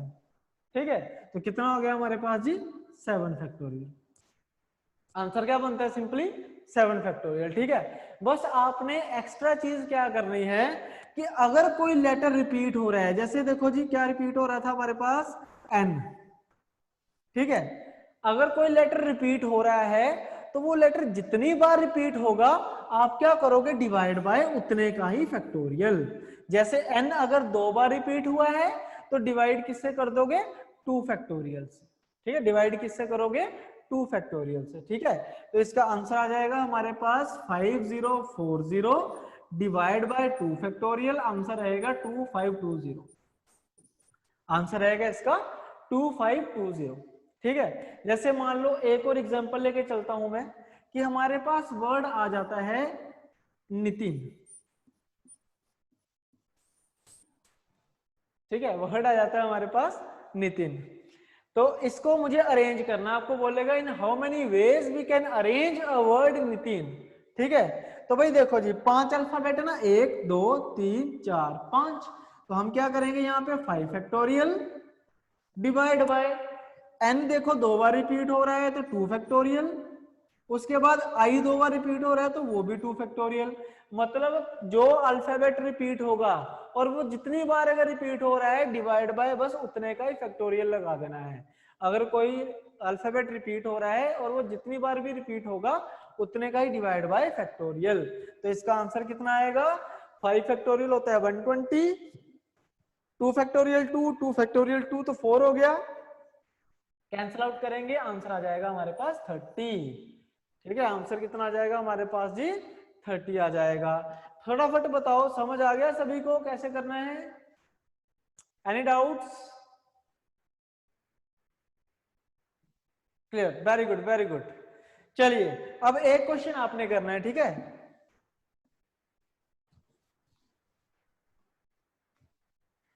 मान लो इस तरीके से आ जाए कि in how many ways we can arrange a word, और वर्ड है हमारे पास इलाहाबाद।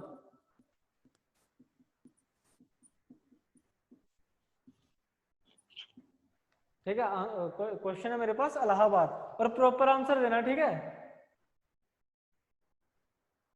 देखो क्वेश्चन सेम लगेगी आपको, बस क्या है कि अगर लेटर रिपीट हो रहा होगा तो डिवाइड करना, बस लेटर रिपीट हो रहा होगा तो डिवाइड करना बस आपने।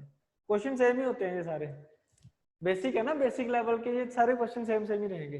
तो इसका आंसर दो फटाफट, शाबाश।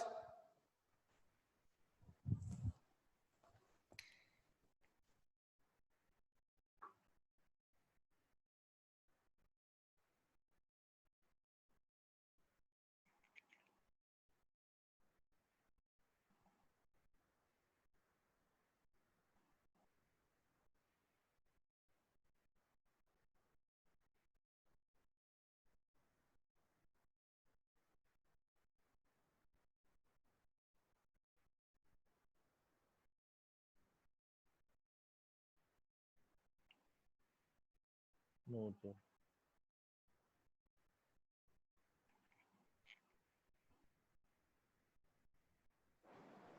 पंजी का 30 210 210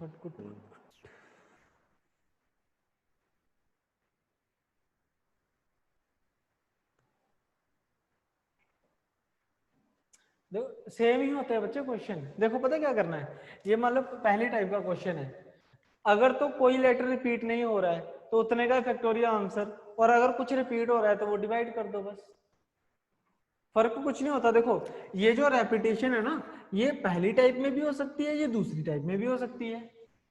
ये जो रेपिटेशन में लिखवाया है ये एक्चुअली में थर्ड टाइप नहीं है, टाइप्स इसकी दो ही होती हैं। थर्ड टाइप जो रेपिटेशन मैंने आपको लिखवाया है ये इन दोनों में से सब में दोनों में आ जाएगी। इसमें आपने क्या करना है कि अगर कोई लेटर रिपीट होता है, चाहे वो कोई भी क्वेश्चन है, ये हर एक क्वेश्चन में यूज होएगा। पहली बात तो ये है, कोई भी टाइप आ जाए परमुटेशन की, कोई भी हेलो कंसेप्ट आ जाए, अगर कोई अल्फाबेट रिपीट हो रहा है तो वो हेलो डिवाइड बाय जितनी बार रिपीट होगा उतने का फैक्टोरियल आएगा ही आएगा। ठीक है, ठीक है जी, करा दियो। हाँ जी समझ आ गया। कराओ महाराज, शुरू कराओ। हेलो ਭਾਜੀ ਮੈਂ ਤੁਸੀਂ ਕਰ ਸਕਦੇ ਜੇ ਕਰ ਲਓ। ਮੈਂ ਇੱਕੋ ਬੰਦੇ ਦੀ ਦਿਹਾੜੀ ਦੇਣੀ ਵੀਰ, ਮੈਂ ਦੋ ਬੰਦੇ ਥੋੜੀ ਦੇਣੇ ਖੁੱਡੇ ਵਾਸਤੇ ਵੀ।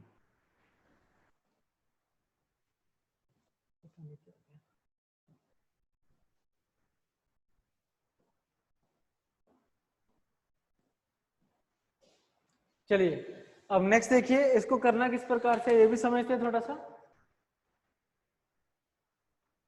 हाँ कर दिया मैंने, म्यूट कर दिया उसे, मैंने ही कर दिया उसको म्यूट। ठीक है, चलो देखो जी, in how many ways we can arrange word Allahabad. सबसे पहले टोटल नंबर ऑफ लेटर कितने होंगे, 9 फैक्टोरियल। ठीक है, उसके बाद ए देखो कितनी बार आ रहा है, 1 2 3 4 बार, और एल आ रहा है 2 बार, और कुछ भी नहीं हो रहा है। ठीक है, तो ये इसका आंसर रहेगा। अब आप जैसे सोल्व करना चाहते हो वैसे सोल्व कर लो, मुझे नहीं पता अब आपने कैसे सोल्व किया होगा, लेकिन एक चीज हमेशा याद रखना, अगर 9 का फैक्टोरियल अभी याद नहीं है तो कोई जरूरत नहीं है पीछे देख के 362880 लिखने की। समझ गए ना बात को। आपको अगर दिमाग में ये लग रहा हो कि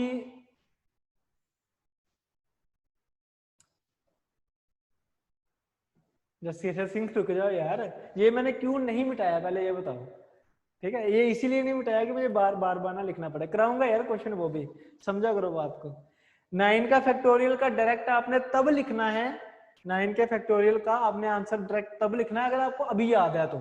अगर अभी याद नहीं है तो लिखने की जरूरत नहीं है कि ये मत सोचना कि बाद में याद कर लेंगे। इसको करने का दूसरा तरीका देखो क्या है। 9 फैक्टोरियल को ऐसे लिखो, 9 into 8 into 7 into 6 into 5 into 4 factorial divide by 4 factorial into 2 factorial. क्योंकि अगर आपको फैक्टोरियल याद नहीं है तो फिर तो कोई है ना, 9 का फैक्टोरियल वैसे भी याद होता भी नहीं है बच्चों को, बड़े कम रेयर ही पूछा जाता है। मैंने भी आपको यही कहा है कि 7 तक याद कर लेना। तो ऐसे करना है इसको, 5 इंटू 4 फैक्टोरियल कर लो, क्योंकि 4 फैक्टोरियल क्या होता है 4 इंटू 3 इंटू 2 इंटू 1। तो ये कैंसिल हो जाएगा 4 फैक्टोरियल से 4 फैक्टोरियल, और ये 3 से कैंसिल हो जाएगा। और बाकी मैंने आपको बताया हुआ है कि मल्टीप्लाई हमेशा रिवर्स ऑर्डर में करो। ठीक है, कैसे करोगे, 5 दिया 15, ठीक है, 5 इंटू 3 15, 15 इंटू 8 क्या होता है 120, 120 इंटू 7 क्या होगा हमारे पास 12 सत्ते 84, 840, और 840 इंटू 9 करोगे तो आंसर आ जाएगा 7560, 7560। ठीक है, that will be your answer. समझ गए बात को। ठीक है, ये जो रेपिटेशन है ये हमारा पहले टाइप में भी लगेगा और दूसरे में भी लगेगा, और जितने भी टाइप्स हम परमुटेशन में करेंगे उन सब पे लगेगा। ठीक है, परमुटेशन में जितने भी टाइप्स होंगी उन सब में लगने वाला है। ये क्लियर हो गया ना सभी को। चलिए अब नेक्स्ट चलते हैं कि मान लो अगर इस तरीके से आ जाए कि आपको ये बोल दिया जाए कि find how many 4 letter words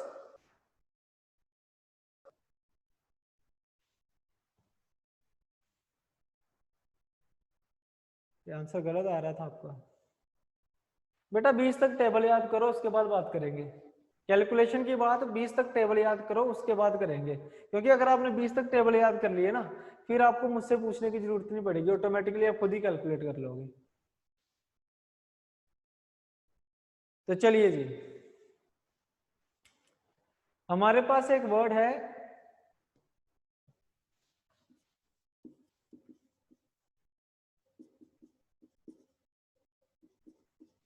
यही था ना, एक सेकंड में देख लो फिर से, जसीरत। ठीक है, तो इनका ही डाउट था कि सम अरेंजमेंट में कैसे यूज करेंगे रेपिटेशन को। ठीक है, तो थोड़ा सा आपके नाम को ही कर लेते हैं। ठीक है, तो ऐसे क्वेश्चन आ सकता है, how many 4 letter words can be made from a word जसीरत। ठीक है, तो करना किस तरीके से, देखो 4 लेटर वर्ड बनाने तो इस तरीके से 1 2 3 4 आ जाएंगे हमारे पास। ठीक है, फिर उसके बाद अपने नंबर ऑफ लेटर्स काउंट करने हैं 1 2 3 4 5 6 7 8 9। तो पहले पोजीशन पे 9, दूसरे पे 8, तीसरी पे 7, चौथी पे 6। ठीक है, अगर मान लो कुछ भी रिपीट ना हो रहा होता, सम अरेंजमेंट का क्वेश्चन होता तो ये बनना था। ठीक है, लेकिन अभी हमने क्या सीखा है कि अगर कोई अल्फाबेट रिपीट हो रहा हो तो वो जितनी बार रिपीट होगा डिवाइड बाय उतने का ही आपने क्या करना है फैक्टोरियल। जैसे देखो यहाँ पे एस रिपीट हो रहा है, ई रिपीट हो रहा है, ए रिपीट हो रहा है। ठीक है ना, तो एस 2 बार रिपीट हो रहा है 2 फैक्टोरियल, ई 2 बार रिपीट हो रहा है 2 फैक्टोरियल, ए 2 बार रिपीट हो रहा है तो 2 फैक्टोरियल। तो 2 फैक्टोरियल क्या होता है 2, तो 2 इंटू 2 इंटू 2 कितना हो गया 8, 8 से 8 कैंसल, और उसके बाद 9 इंटू 7 63, और 63 इंटू आप 6 करोगे तो ये बनेगा 378। ये कितना बन जाएगा 378। तो इस क्वेश्चन का आंसर होगा 378। क्लियर। तो इस तरीके से आप कर सकते हो क्वेश्चंस को। तो ये जो रेपिटेशन वाला कंसेप्ट है ये हर जगह ही लगेगा, बस आप एक चीज दिमाग में बिठा लो अभी भी कि जहां भी कोई लेटर आपको दिख जाए रिपीट हो रहा है चुपचाप उसको डिवाइड करके उतने का फैक्टोरियल। ठीक है, आप क्या करोगे डिवाइड करके उतने का ही फैक्टोरियल।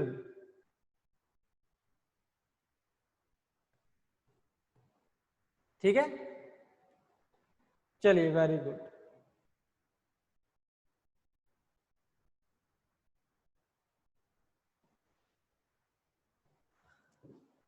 तो आई होप बेसिक आप सभी को समझ आ गया होगा, इसका परमुटेशन का कोई दिक्कत नहीं रही होगी।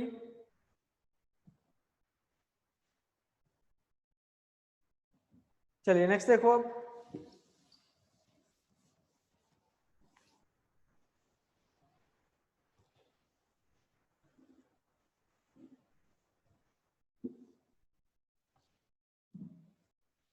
नेक्स्ट इसमें जो टाइप्स आती हैं, देखो इसमें ज्यादा टाइप्स नहीं होती है, एक दो टाइप ही होती है, क्योंकि पहली टाइप में लगभग सारी तरह के क्वेश्चन हो जाते हैं। तो दो का टाइप होती है, दो ही करूंगा बेसिक, आपको जो आपको एग्जाम में आ सकती है। तो पहली टाइप इसमें होती है कि vowels always come together, always come together, पहली type vowels always come together। ठीक है, तो vowels का तो बस सिर्फ एक बहाना है, किसी भी चीज को अगर एक साथ बिठाना हो तो कैसे बिठाते हैं वो चीजें हमने सीखनी है। ठीक है, अगर किसी कुछ स्पेसिफिक चीजों को एक साथ रख के अरेंज करना है तो वो किस तरीके से किया जाता है वो हम इस टाइप में सीखने वाले हैं। ठीक है जी, तो शुरू हम वोवल से ही करते हैं, थोड़ा सा आपका बेसिक स्ट्रॉन्ग हो जाएगा उससे। ठीक है, तो आपको इस तरीके से क्वेश्चन बनता है, in how many veg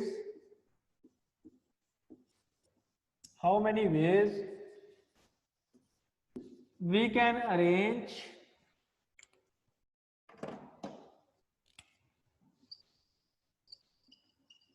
a word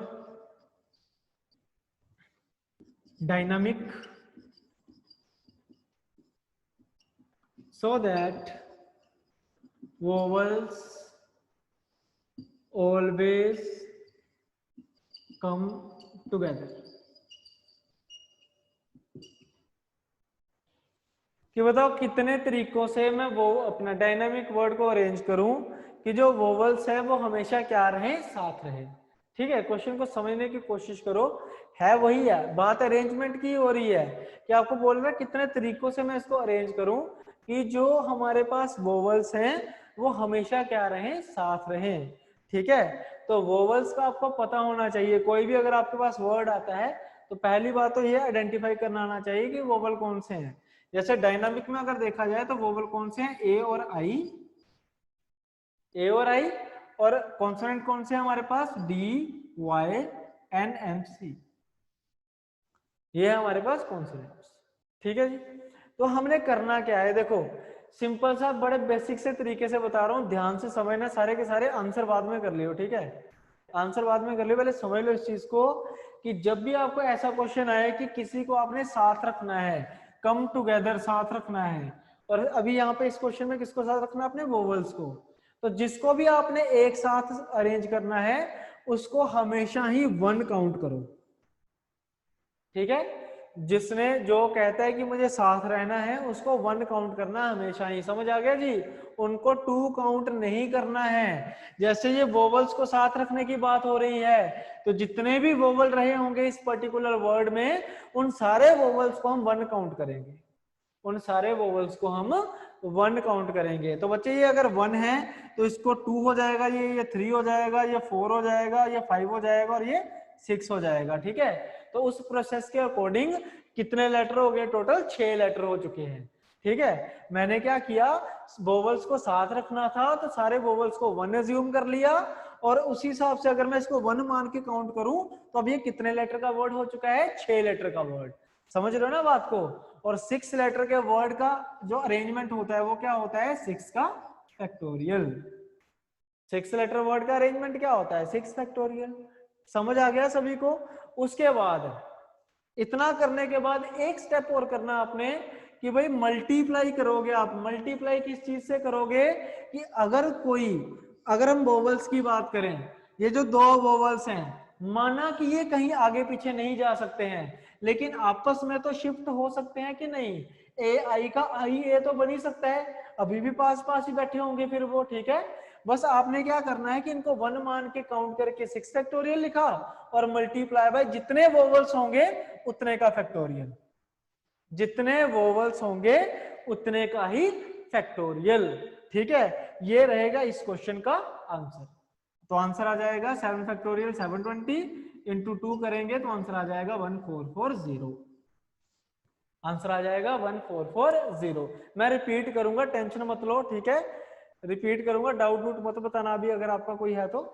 अब समझना एक और चीज को, अगर मान लो मैं एक और क्वेश्चन लेके चलूं, यहाँ पे इसको मिटा रहा हूं मैं,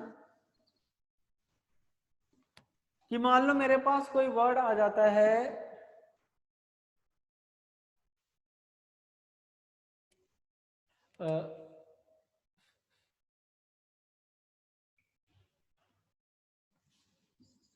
ऑनलाइन, ठीक है। In how many ways we can arrange a word online so that vowels always come together, ठीक है। तो ऑनलाइन की बात करें तो वोवल कौन कौन से हैं, ओ, आई और ई। ओ, आई और ई ये क्या है, वोवल्स हैं। और कॉन्सोनेंट कौन कौन से हैं, एन, एल, एन, ठीक है। ये क्या है, कॉन्सोनेंट्स हैं।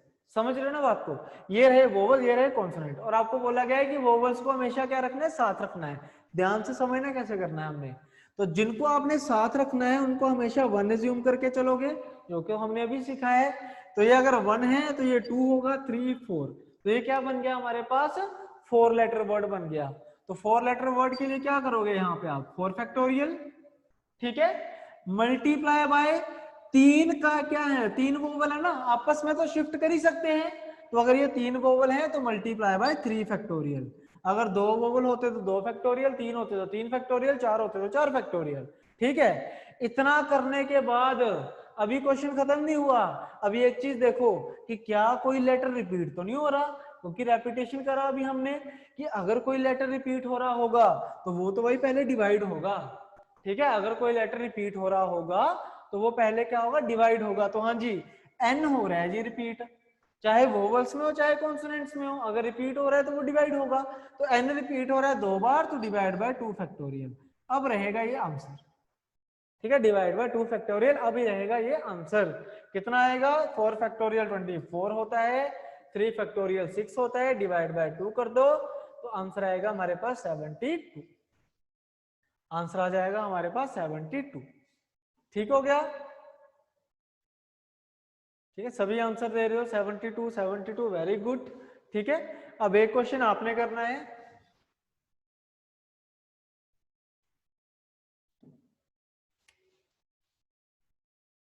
चलिए यही कर लो फिर, परमुटेशन।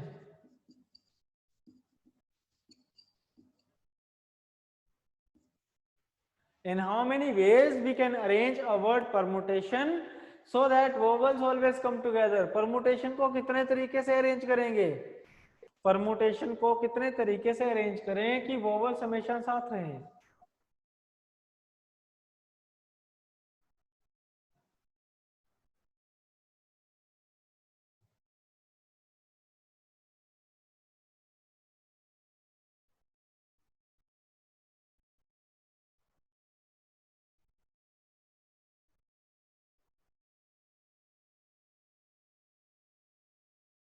जल्दी से आंसर बताइए क्या रहेगा।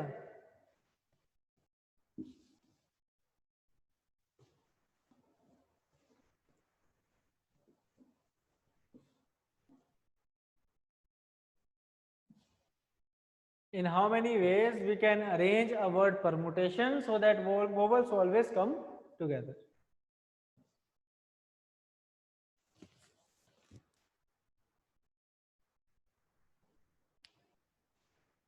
चलिए दो आंसर आए हैं, दोनों अलग अलग आए हैं। एक आया 43200, एक आया 30240, और दोनों ही मुझे सही सही से लग रहे हैं।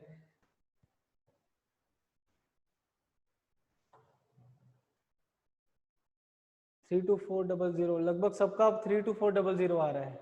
बाकी एक चीज और, कैलकुलेटर वगैरह यूज मत करना, ठीक है, अगर कोई कर रहा है तो।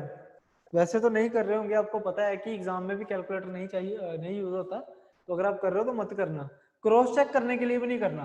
क्रॉस चेक भी आपने हाथ से ही करना है, ठीक है। तो चलिए देखो जी, परमुटेशन की बात करें तो 1 2 3 4 5 ये हमारे पास है वोवल्स, ई, यू, ए, आई, ओ, ठीक है। और कॉन्सोनेंट कौन कौन सी है, P, R, M, T, T, N, यही है ना। तो ये मतलब P, R, M, T, T, N. तो 3 3 6 और 5 11 लेटर का वर्ड है। 1 2 3 4 5 6 7 8 9 10 11 लेटर का वर्ड हो गया। अब इनको मुझे साथ रखना है तो इसको 1 मानेंगे, तो 2 3 4 5 6 7, तो 7 फैक्टोरियल मल्टीप्लाई बाय 5 फैक्टोरियल क्योंकि 5 है, और डिवाइड बाय, अगर कुछ रिपीट हो रहा है तो वो डिवाइड हो जाएगा, ठीक है। अब डिवाइड की बात करें तो इनमें से तो कोई रिपीट नहीं हो रहा है, ये पांचों वोवल्स अलग अलग हैं। और यहाँ पे अगर देखा जाए तो टी 2 बार रिपीट हो रहा है, और तो नहीं ना कुछ रिपीट हो रहा, बाकी कुछ भी रिपीट नहीं हो रहा है, तो डिवाइड बाय 2 फैक्टोरियल होगा। अब देखो जी 5 फैक्टोरियल क्या होता है 120, तो 5 फैक्टोरियल होता है 120, तो 2 से कैंसिल होगा तो 60 बचेगा, और 7 फैक्टोरियल होता है 5040, और मल्टीप्लाई बाय 60 करोगे 2 0, 6 गुना 4 24, 5 गुना 6 30, तो आंसर आ जाएगा हमारे पास 302400। तो जिनका आंसर ये है उनका बिल्कुल सही आंसर है, वेरी गुड। ठीक है, तो इस तरीके से हम इन क्वेश्चंस को कर सकते हैं, तो जैसा मर्जी क्वेश्चन आए आप इसको कर सकते हो, वोवेल्स ऑलवेज कम टुगेदर वाले को। ठीक है जी, नेक्स्ट देखो, इसमें नेक्स्ट टाइप आएगी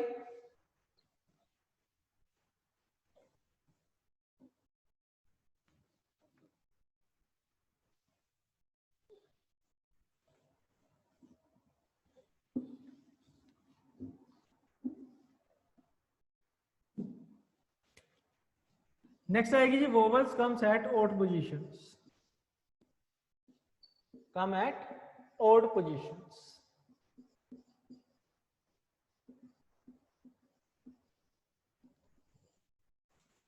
ठीक है जी, तो कैसे करेंगे इन क्वेश्चंस को हम, कि आपको पहले तो देखो क्वेश्चन आएगा किस तरीके से, आपको ये कह देगा कि in how many veg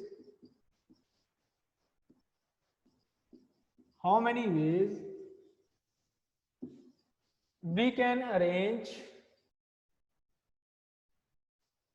a word, और वर्ड है मान लो डायनामिक ही है, सबसे सिंपल वर्ड होता है, पहले यही कर लेते हैं। In how many ways we can arrange a word dynamic so that vowels occupy odd positions.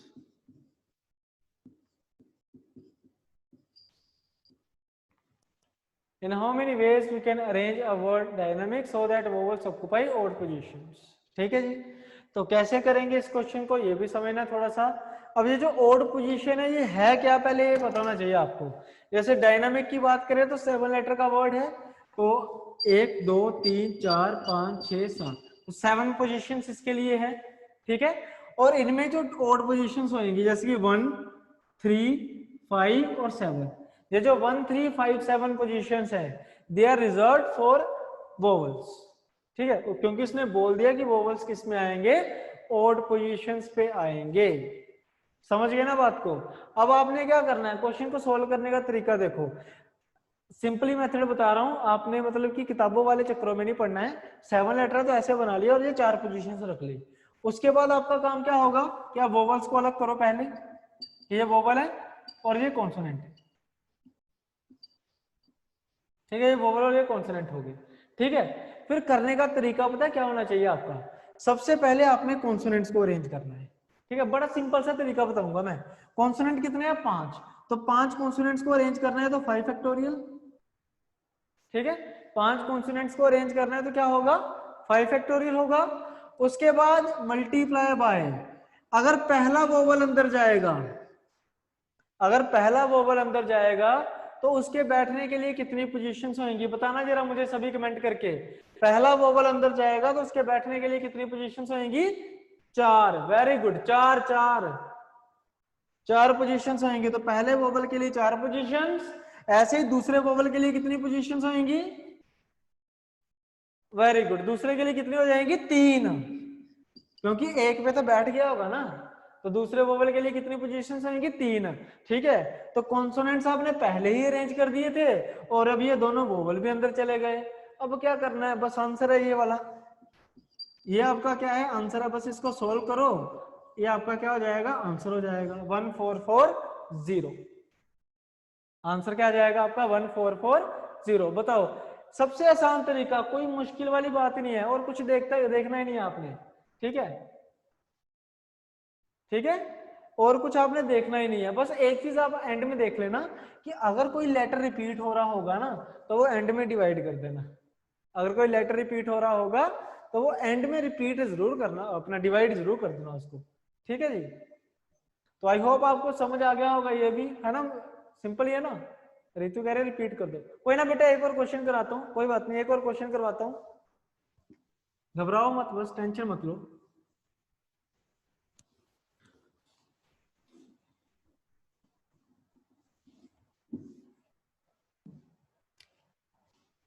चलो अपने नाम को ही मैं रिपीट कर देता हूं, ठीक है। In how many ways we can arrange a word Sandeep so that vowels occupy odd positions, ठीक है, वोवल्स ऑक्यूपाइड ऑड पोजीशंस। तो 1 2 3 4 5 6 7, तो ये रहेंगी ऑड पोजीशंस, ये तो आपको पता ही है ना। मैं कह रहा हूं करना कैसे है, पहले तो देखो वोवल्स अलग कर लो, ए ई एंड ई, और कॉन्सोनेंट्स अलग कर लो, एस एन डी पी, ठीक है। कॉन्सोनेंट मैंने अलग कर दिए, वोवल मैंने अलग कर दिए। जब भी आपको ऐसा क्वेश्चन आए कि वोवल्स ऑक्यूपाई ऑड पोजीशन, तो कॉन्सोनेंट अलग कर लो, वोवल अलग कर लो, ठीक है। पहला स्टेप क्या होगा कि जितने भी कॉन्सोनेंट है पहले उनको अरेंज करो, है ना। जैसे 4 कॉन्सोनेंट है तो 4 कॉन्सोनेंट्स का अरेंजमेंट क्या बनेगा, 4 फैक्टोरियल, ठीक है। उसके बाद पहला वोवल अंदर जाएगा, तो पहले वोवल के लिए कितनी पोजीशंस होंगी बैठने के लिए, ठीक है। तो पहले वोवल के लिए कितनी पोजीशंस है, 1 2 3 4, क्योंकि ये ऑड नंबर पे कहीं भी बैठ सकता है। तो पहले के लिए होंगी पोजीशन 4, दूसरे के लिए कितनी हो जाएंगी, 1 पे बैठ गया होगा, ये वाला ए तो बैठ गया होगा 1 पे, तो दूसरे के लिए कितनी पोजीशंस होंगी, 3, और तीसरे के लिए कितनी पोजीशंस हो जाएंगी, 2, ठीक है। तो ये बनेगा, ये हो गए मेरे कॉन्सोनेंट रेंज और ये हो गए मेरे वोवल रेंज, ठीक है। लास्ट में आपने ये देखना है कि अगर कुछ रिपीट हो रहा है तो वो डिवाइड होगा। जैसे ई रिपीट हो रहा है 2 बार, तो आप यहाँ पे डिवाइड बाय 2 फैक्टोरियल कर दो, ठीक है। बस ये आपका आंसर होगा। 2 से 2 कैंसिल, 4 का फैक्टोरियल 24 इंटू 12 कितना होता है, 288, ठीक है। तो इस क्वेश्चन का आंसर जिन्होंने 288 दिया है वो बिल्कुल सही है, ठीक है। और रिपीट भी हो गया क्वेश्चन, एक और क्वेश्चन मैंने आपको करवा भी दिया है, ठीक है। अब एक क्वेश्चन आप करके दिखाओ फटाफट।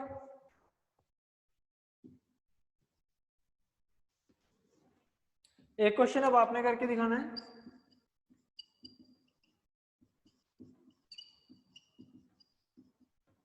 चंडीगढ़, हाँ जी, फटाफट इस क्वेश्चन का आंसर दो। क्वेश्चन आपकी स्क्रीन के ऊपर है, पढ़ो और इसका आंसर दो। In how many ways we can arrange a word Chandigarh so that vowels occupy odd positions? So that vowels occupy odd positions.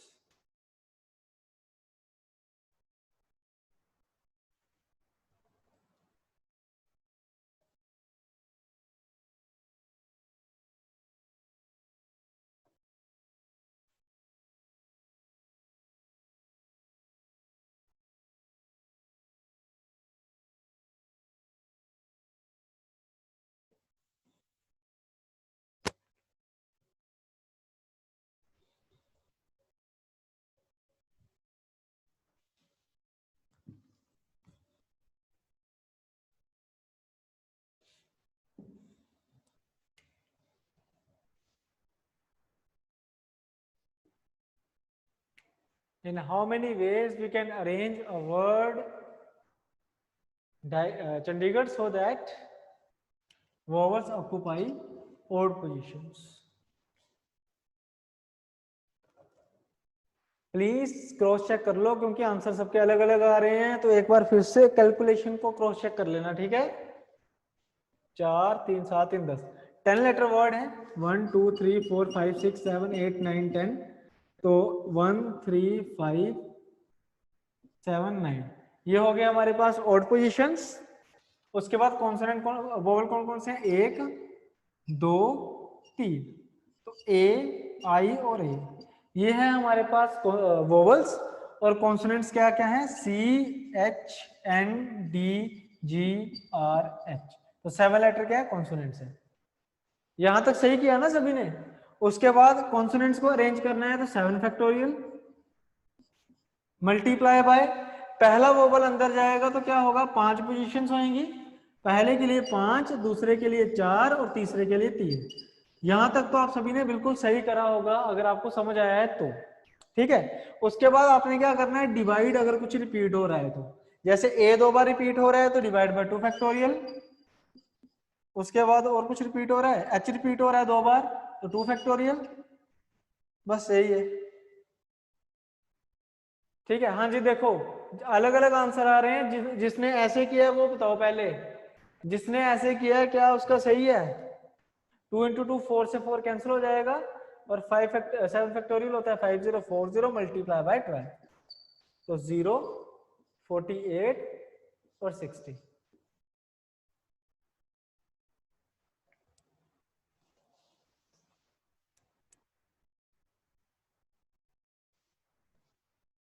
फिर गलती कर दी क्या मैंने? ओके,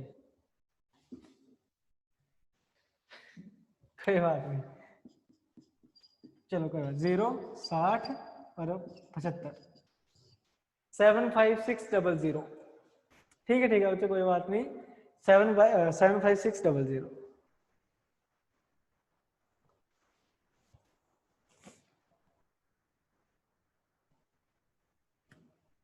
पता नहीं आज क्या हो रहा है जी ना, 5 से ही काट रहा हूं मैं बार बार 2 को ना। चलिए, समझ आ गया ना सभी को? तो ये था हमारे पास वोवेल्स ऑक्यूपाई ऑड पोजीशंस। ठीक है, तो यही करना, परमुटेशन में ज्यादा करने की कोई जरूरत नहीं है, क्योंकि प्रीवियस ईयर के जो मैंने क्वेश्चन देखे हैं ना परमुटेशन एंड कॉम्बिनेशन के, वो बहुत ही ज्यादा इजी हैं। मतलब इतने में तो आप 100% क्वेश्चन कर ही लोगे। ठीक है, बाकी आपको एक पीडीएफ मिल गई होगी। ऑडियो इशू, चलो बच्चे अब तो वैसे भी क्लास खत्म करने वाला हूं मैं, कोई बात नहीं। अच्छा,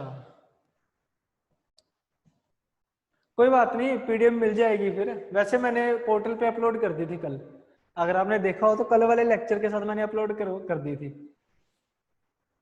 बाकी आपको व्हाट्सएप पे आज पीडीएफ मिल जाएगी। 29 क्वेश्चंस हैं परमुटेशन एंड कॉम्बिनेशन के, क्योंकि ज्यादा कुछ है नहीं ना इसमें, ज्यादा टाइप्स नहीं है। जैसे आपने देखा होगा परमुटेशन में 2 टाइप्स हैं, कॉम्बिनेशन में 2-3 टाइप्स है। ठीक है, ठीक है, तो 29 क्वेश्चन है, बहुत है। और वो भी इस 29 में भी ये इस टाइप के 2-3 क्वेश्चन मिल जाएंगे, हर एक टाइप के 3-3 4-4 क्वेश्चन मिल जाएंगे, अच्छी प्रैक्टिस हो जाएगी आपकी। ठीक है, बाकी मैं एक चीज और बता दूं, जो है नॉन मेडिकल वाले उनको पता है, मुझे पता है और उनको पता है कि परमुटेशन एंड कॉम्बिनेशन बहुत बड़ा टॉपिक होता है। लेकिन मैं आपको बता दूं कि एक्स्ट्रा करने की कोई जरूरत नहीं है, जितना है बस उतना कर लो, एक्स्ट्रा करने की कोई जरूरत नहीं है। बाकी जो आर्ट्स और कॉमर्स वाले हैं बस वो टेंशन मत लो, उन्होंने पूरा कर लिया। ठीक है, टॉपिक बहुत बड़ा है, क्योंकि इसमें डिजिट्स के ऊपर क्वेश्चन आते हैं। इनमें भी 2 तरह के क्वेश्चन बनते हैं कि रेपिटेशन अलाउड है या नॉट अलाउड है, वो बहुत सारा बन जाता है इसमें। तो आपने इतना ही करना है, इसमें आपने बिल्कुल ज्यादा नहीं करना। ठीक है ना, तो चलिए ठीक है, धन्यवाद, मिलते हैं नेक्स्ट क्लास में। Thank you very much.